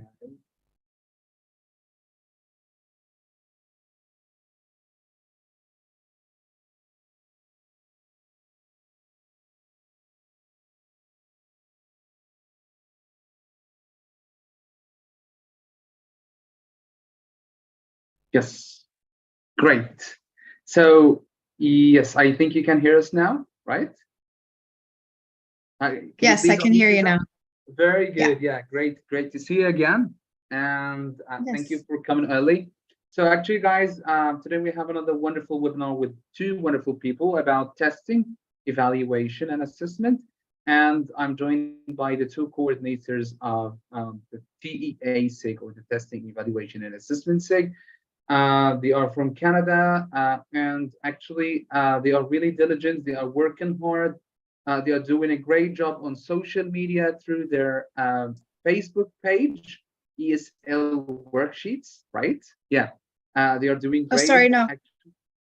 ESL Interactive. Yeah, sorry, ESL Interactive. Yeah. Sorry about that. Okay, so actually, guys, before starting this webinar, let me tell you about something. Again, this webinar, or this event is sponsored by Text Inspector, and I've dropped a link in the chat box on YouTube so that you can get a free month subscription. Okay, so I'll make you co-hosts, Nairi and Sufi, so that you can introduce yourselves to our audience, okay? And also to, share your presentation. So let me make you co-hosts and stop sharing the screen. Yeah, that's right. So the floor is all yours. Okay.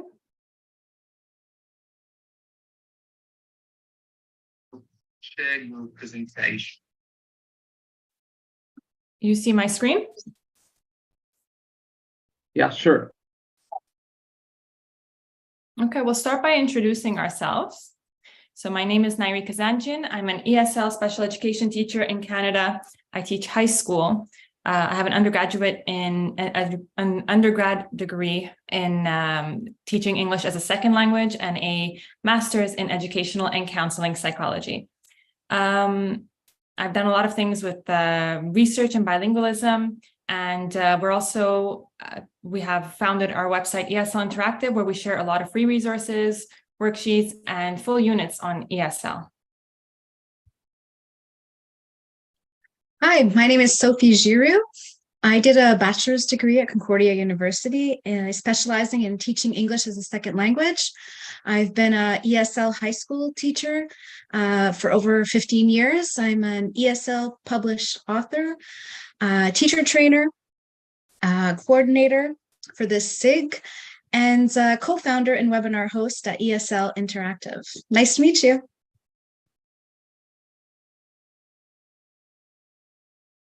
Okay, so we're going to get started with just discussing what we're going to be doing today during this workshop. So we'd like to, even with our students, kind of give you the objectives, so to know where we're going today. And how we do that is we show you what you'll know, what you'll understand, and what you're going to do by the end of the workshop. So for today, what we're focusing on is we want you to know the definitions of testing, assessment, and evaluations, the differences between assessments and evaluations, examples of formative assessments, and the tenets of effective evaluation. And we're going to talk about rubrics. What are they? How to create them. We also want you to understand that teachers need to strengthen their knowledge regarding testing and evaluation and understand the purpose and importance of formative evaluations, the purpose of summative assessment, and the importance of creating assessments that align with the tenets of effective assessment, as well as the purpose and importance of using rubrics. So by the end, all we'll ask you is to write down 3 takeaways just to keep all of these in mind. So starting with this quote, the teacher's job is to engineer effective learning environments for the students. The key features of effective learning environments are that they create student engagement and allow teachers and learners to ensure that the learning is proceeding in the intended direction. The only way we can do this is through assessment. That is why assessment is the bridge between teaching and learning. So some of the key words here are put in bold. And I think it's very important, this quote kind of emphasizes the importance of assessment to know that what you are teaching is in fact being learned. So we need to assess to see where we are and where we need to go. So as I said, assessments is the teacher's opportunity to see if what they are teaching is actually being learned. It is just as much as an evaluation of the student's progress as it is on your own teaching effectiveness. Here are some reasons why we do assessments: to increase student engagement and learning, to understand the needs of our students and adjust our teaching accordingly, to clarify expectations so that the students know what is expected of them, so that students can become increasingly aware of their strengths and weaknesses. They'll know what they need to work on, and to obtain valuable information about the quality of instruction. So what's the difference between assessment, evaluations, and testing? They all sound the same, but they're different. Okay, so they're all used to measure how much the materials are being taught. So what are students learning? Are they mastering the material that you're teaching them? And how well are the students reaching those targeted goals and objectives that you've set for them? If we take a look at the term assessment, it comes from the Latin word to sit with. So when you're sitting with it, you're actually reflecting, okay?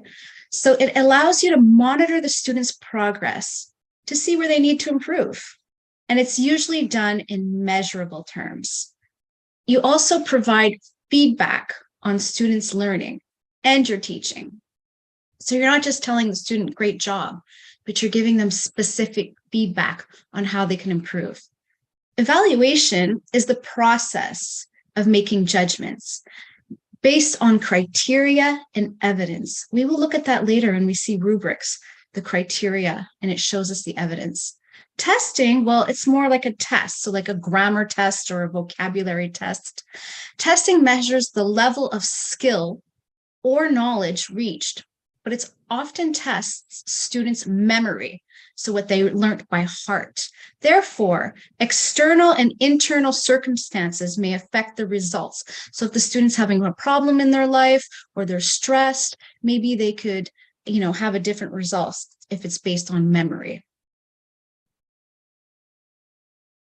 Okay, summative versus formative assessment. So a formative assessment is used to track the student's progress while they're learning, while a summative assessment is used to evaluate students' achievement at the end of a unit or at the end of the course.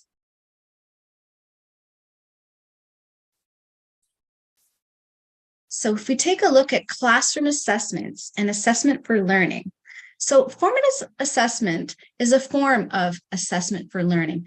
It allows the teacher to create feedback, which is then used to improve the student's performance. So the student can take the teacher's feedback, and with that feedback, they can improve.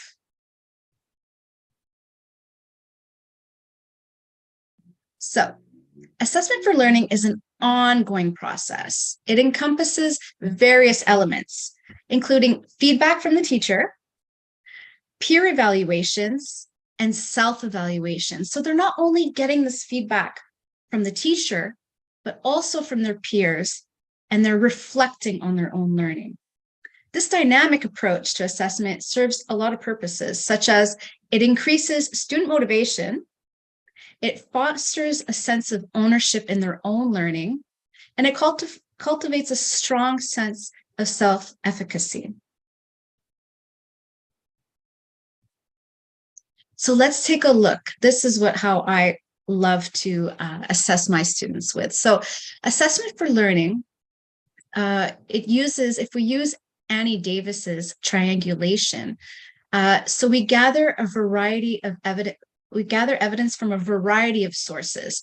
So through observations. So when you're observing in class, you can take, some anecdotal records, take some notes. Does the student seem lost, or is the student paying attention? Conversations with the students to see if they understood, as well as products. So you're gathering, you're not just giving them a test and seeing what their score is, you're gathering variety of sources. So this approach uses these three triangulation, three different things, and it helps students get we see them in a more holistic way. So regular and ongoing assessments identify where students are struggling so that you can address problems in a timely fashion before it's too late during the learning process.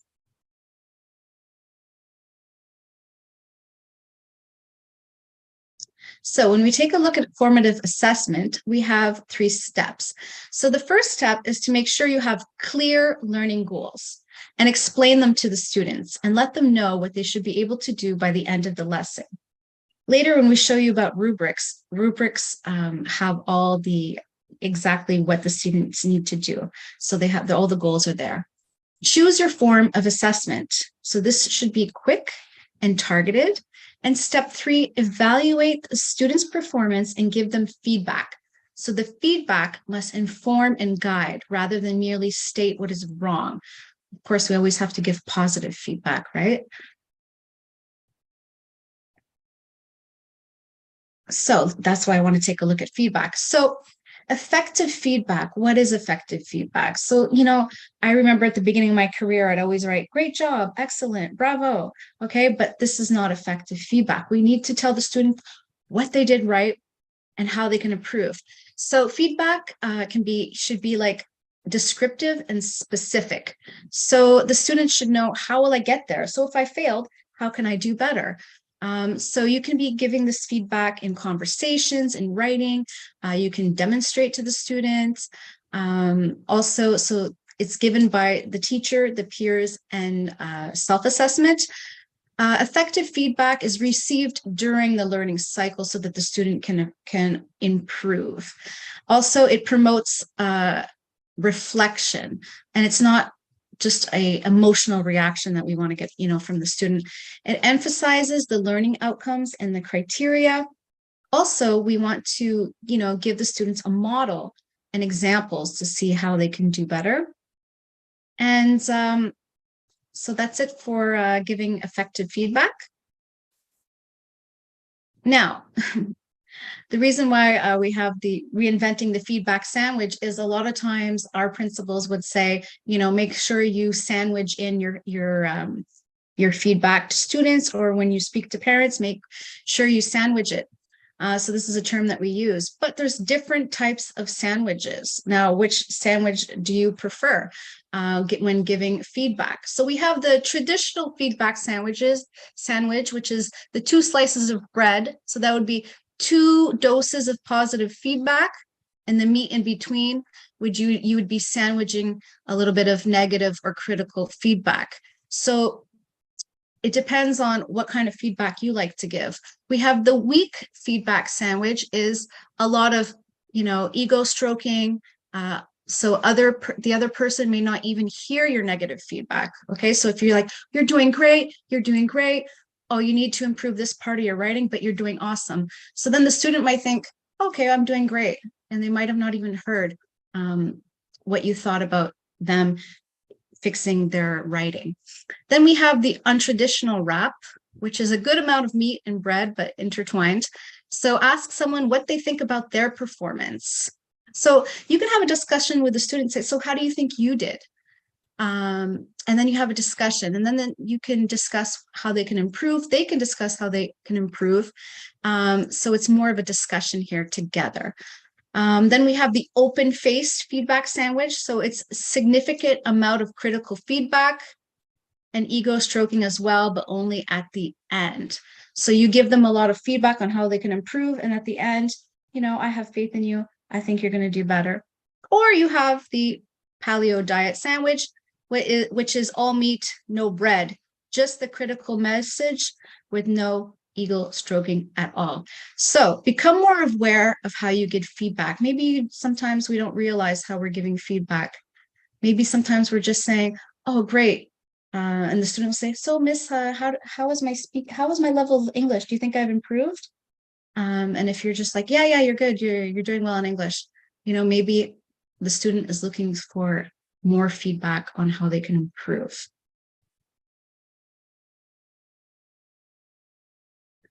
So when students make errors, these should be highlighted in a positive way, used as opportunities to relearn, shared as learning opportunities for others, and seen as a road to mastery. So this is from Visible Learning Feedback by John Hattie and Shirley Clark. So let's take a look at some examples of formative assessment. Formative assessments can be done in quick, reliable measures, and here are some examples we can look at. So ideas for formative assessments. So we have response cards. So here you can, ask a question, and you can have students, quickly display their answers. For example, I understand completely. They could put the color green. If they're not sure, the color yellow. If they have a question, the color blue, for example. So you can use response cards to check understanding in a formative assessment.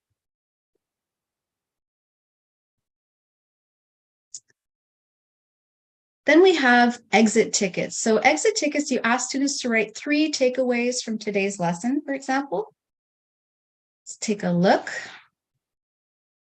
Now, what I love about exit tickets is sometimes students are too shy to speak to me in English and come see me, but if they write it down, they're not shy. So then I will see, something they learned, a question they may have, and were too scared to ask me. So exit tickets, they kind of, tell you secrets at the end, how students did. So then we have, okay, so summarize. So ask students to write a summary of what they've learned. So if you did a story with them, you can have them, summarize it. We have some worksheets here. So here you can see their understanding because you want them to write it. Or you can go on Google Forms and you can have students fill out a Google Form questionnaire. We added the link there. Then you can define terms. So if you want to make sure they understood the vocabulary, you can have them, do a definition snapshot. So they write the word, they draw a picture of the word, they can search for a synonym, an antonym, and what parts of speech it is. They can use it in a sentence. So here you're doing a formative assessment, and you can quickly see if the students understood what you taught them. Do you need to adjust your teaching? You can check that as well too. So here are some examples for, to see if they understood.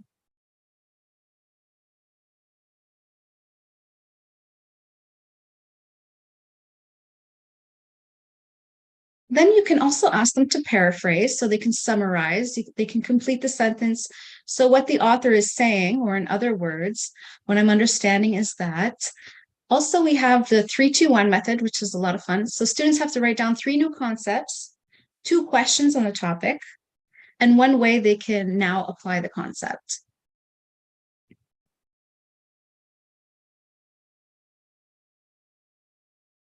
Yep, so here they write down 3 things that they learned, 2 things they found interesting, and a question they still have. So like I said, the shy learners, they will have to write their question on the sheet if they're too shy to ask you. Also, you can use a note.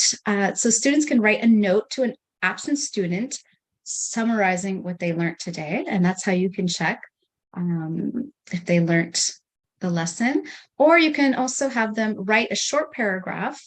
I used to think, but now I know. So what do they know now? So these are all wonderful ideas for formative assessments.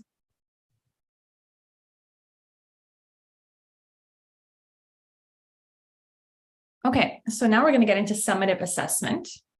So we're going to look at the purpose, examples, and how to prepare your students for a summative assessment. Like the formative assessment, in order to create purposeful summative assessments, the learning targets have to be clear. So this is when we start looking at backwards design. That's when you look at your end, your goal for your objective for the end of this unit, a lesson, and you're going to work your way backwards. Okay, so this is what I want my students to be able to do. These are the activities that I'm going to do to get them there. So what am I going to start with? And then as you go along, you have to do your formative assessments to make sure you're on track. And then at the end, you have your summative assessment to make sure that you got them there. So let's look at 5 important tenets of effective assessment. For any type of assessment, you must ensure that your assessment aligns with the following characteristics. First one is reliability.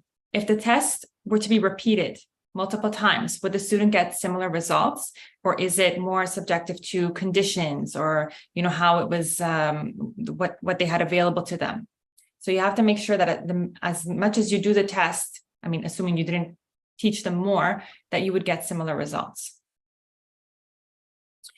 Transparency. This is where the rubrics and all of the explanations as to what they're going to do comes in, because it sets manageable and clear expectations through instruction and the rubrics.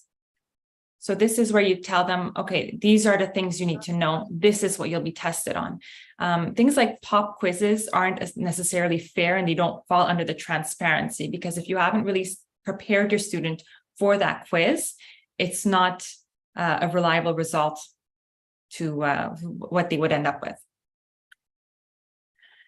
So then authenticity. is the work authentic to the student? Did they do it themselves? Did they get any help? Is it, sometimes we do assessments in groups, and then one student really kind of mooched off of the others. And is it really fair to say that this is their capability? Have they really mastered the skill? So, there's one slide missing, which was manageability. And manageability would be, can this be done in class? Are the teachers that are going to do this, are they able to do it within their resources, with the time limits and everything that is available to them? So when we look at creating our final assessment, we can always look at Bloom's revised taxonomy. And this is where it's a pyramid that kind of defines how a person learns to where they've mastered. So beginning at the bottom, anytime you learn anything, the basics of it, you start by remembering facts, basic things. Like just think of like when you're learning how to drive a car. At first thing you're going to do is you're going to have to remember where all the key buttons are. Okay, this is where I'm going to put the car into drive, and this is my wipers, and these are my my signals. And then as you begin to understand when to use them, then you start applying them. Then you can start breaking down information and analyzing, okay, this is when it's most effective to apply this here or there. You can evaluate how well you're driving. And then finally, the create mode in driving, you're driving almost with automaticity, which, you don't have to think about it so much. Now you're a natural, you have mastered the skill. So the same way you can apply that to anything. And if you are teaching students the basics, first, you're going to start by assessing the bottom of this pyramid, whether they remember the facts, the important things. Then you'll start to assess whether they understand what it is that you want them to understand. Then they can start applying it, analyzing it, evaluating, and finally, your summative assessment could be that they create something out of it. And now that they've reinvested what they have learned, they've made this thing, you can say, okay, they have mastered the skill.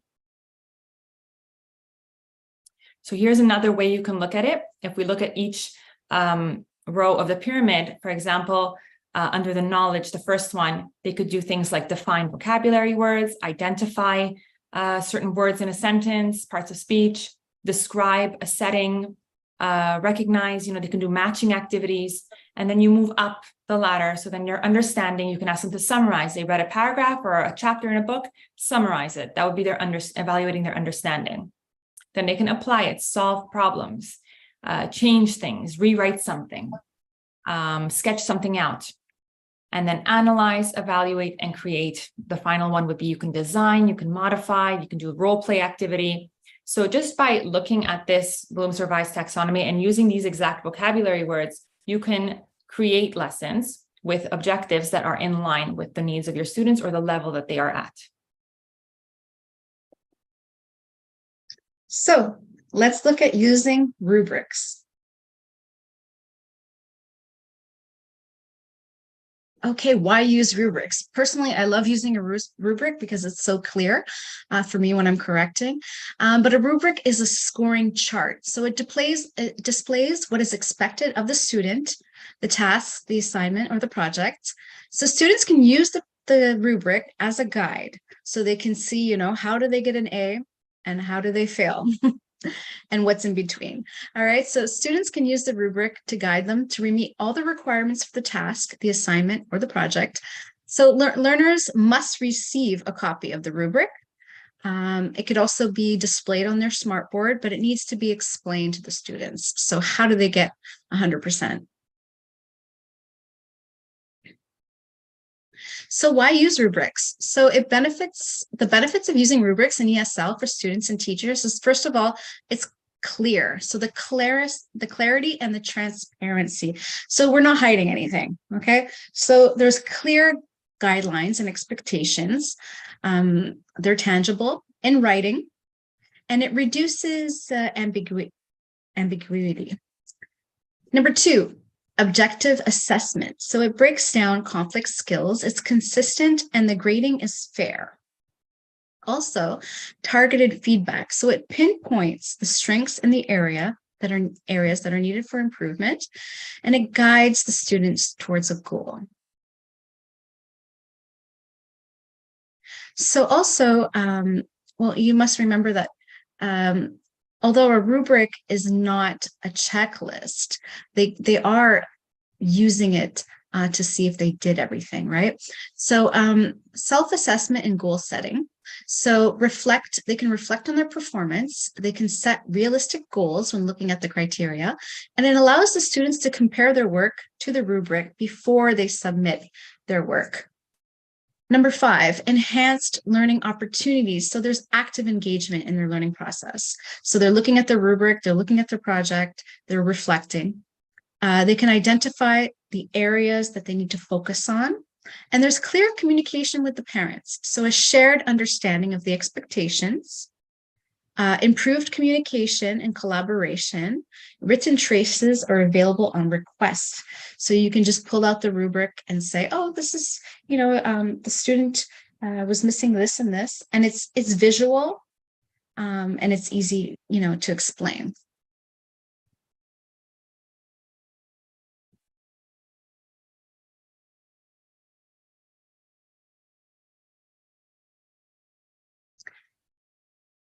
Okay, so here we have an observation tool that could be used. It's done by the Ministry of Education here in Quebec. So for example, it's a, elementary, grade 5, grade 6, generic evaluation tool for writing texts. So here we can check, like you can circle, for example, the comprehension of the text. The text is easily understood despite errors. The text is understood with some interpretation. The text is understood with considerable interpretation. 1 or 2 sentences may not be understood. Parts of the text are not understood. So here you look and you can circle. So how's the introduction, sentence, the body of text, the conclusion, the closing, and then there's some space here for feedback.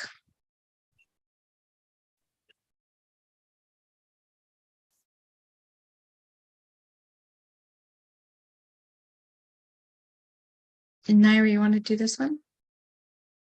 Oh, okay, so here's another example of a rubric that we use here. So in this one, this was a C2, students provide target audience. Okay, so this is a text. So this is when we evaluate our final texts. It's very clear. I tell my students, go to the rubric and see if you can check off yourself everything that needs to be done to earn an A. So my students can go and take a quick look under task requirements, select relevant information ideas from the text provided, and develop and shape the information ideas into an original coherent text. So now they know what they're supposed to be doing. Now they can check under the A column. The student provides the target audience with a sophisticated text. Okay, they might not know what that means. We can explain it. And then lapses, there's a little 5, it's explained at the bottom, if any, are very few and have no impact on the overall effectiveness of the text. The text displays all or most of the following, and then the student can check, do I have accurate content? Did I make things up? The content that is relevant and sometimes insightful, content that is focused, clearly developed, light, and purpose. So they can check, did I do these things or not? And then if they do get a C or a B, then they can see, what did the teacher circle? What was it that I can improve for the next time? And they can go see the teacher and discuss and say, okay, this is where I lost marks. And it's very accurate and very precise, so they can know exactly what it is that they need to improve.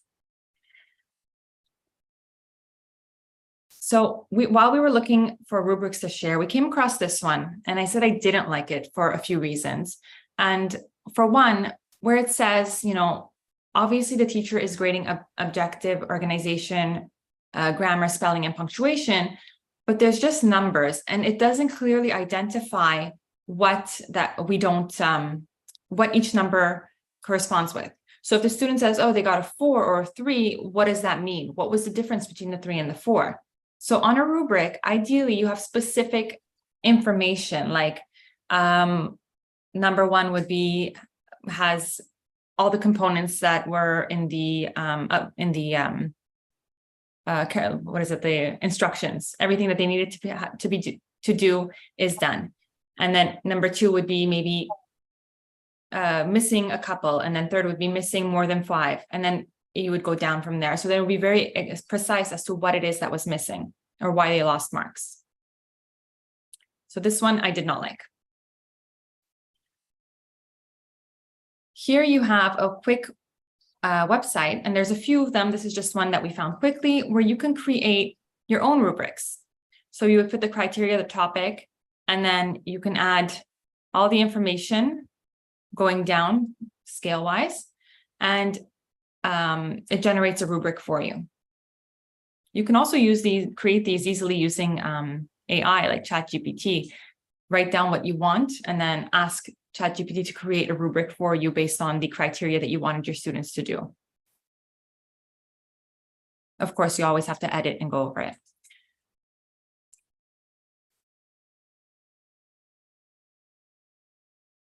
So that's pretty much what we're going to go over for today.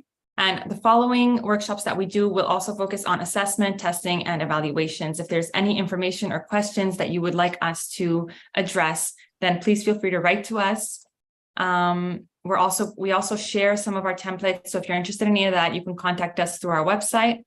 The link is here. And is there anything else, Sophie, you wanted to add? No, except that we would love your feedback. And also, if you have any questions, you can feel free to maybe ask them here in the chat or send us an email on our eslinteractive.com website where we can answer you.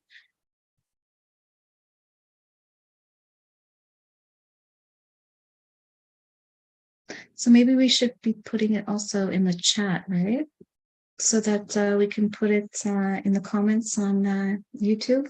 But we would love for you to fill out the feedback form.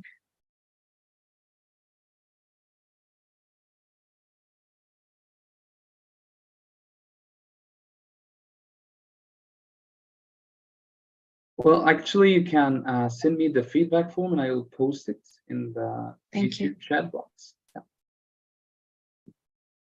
Okay. I'll stop sharing so I could do that. Oops.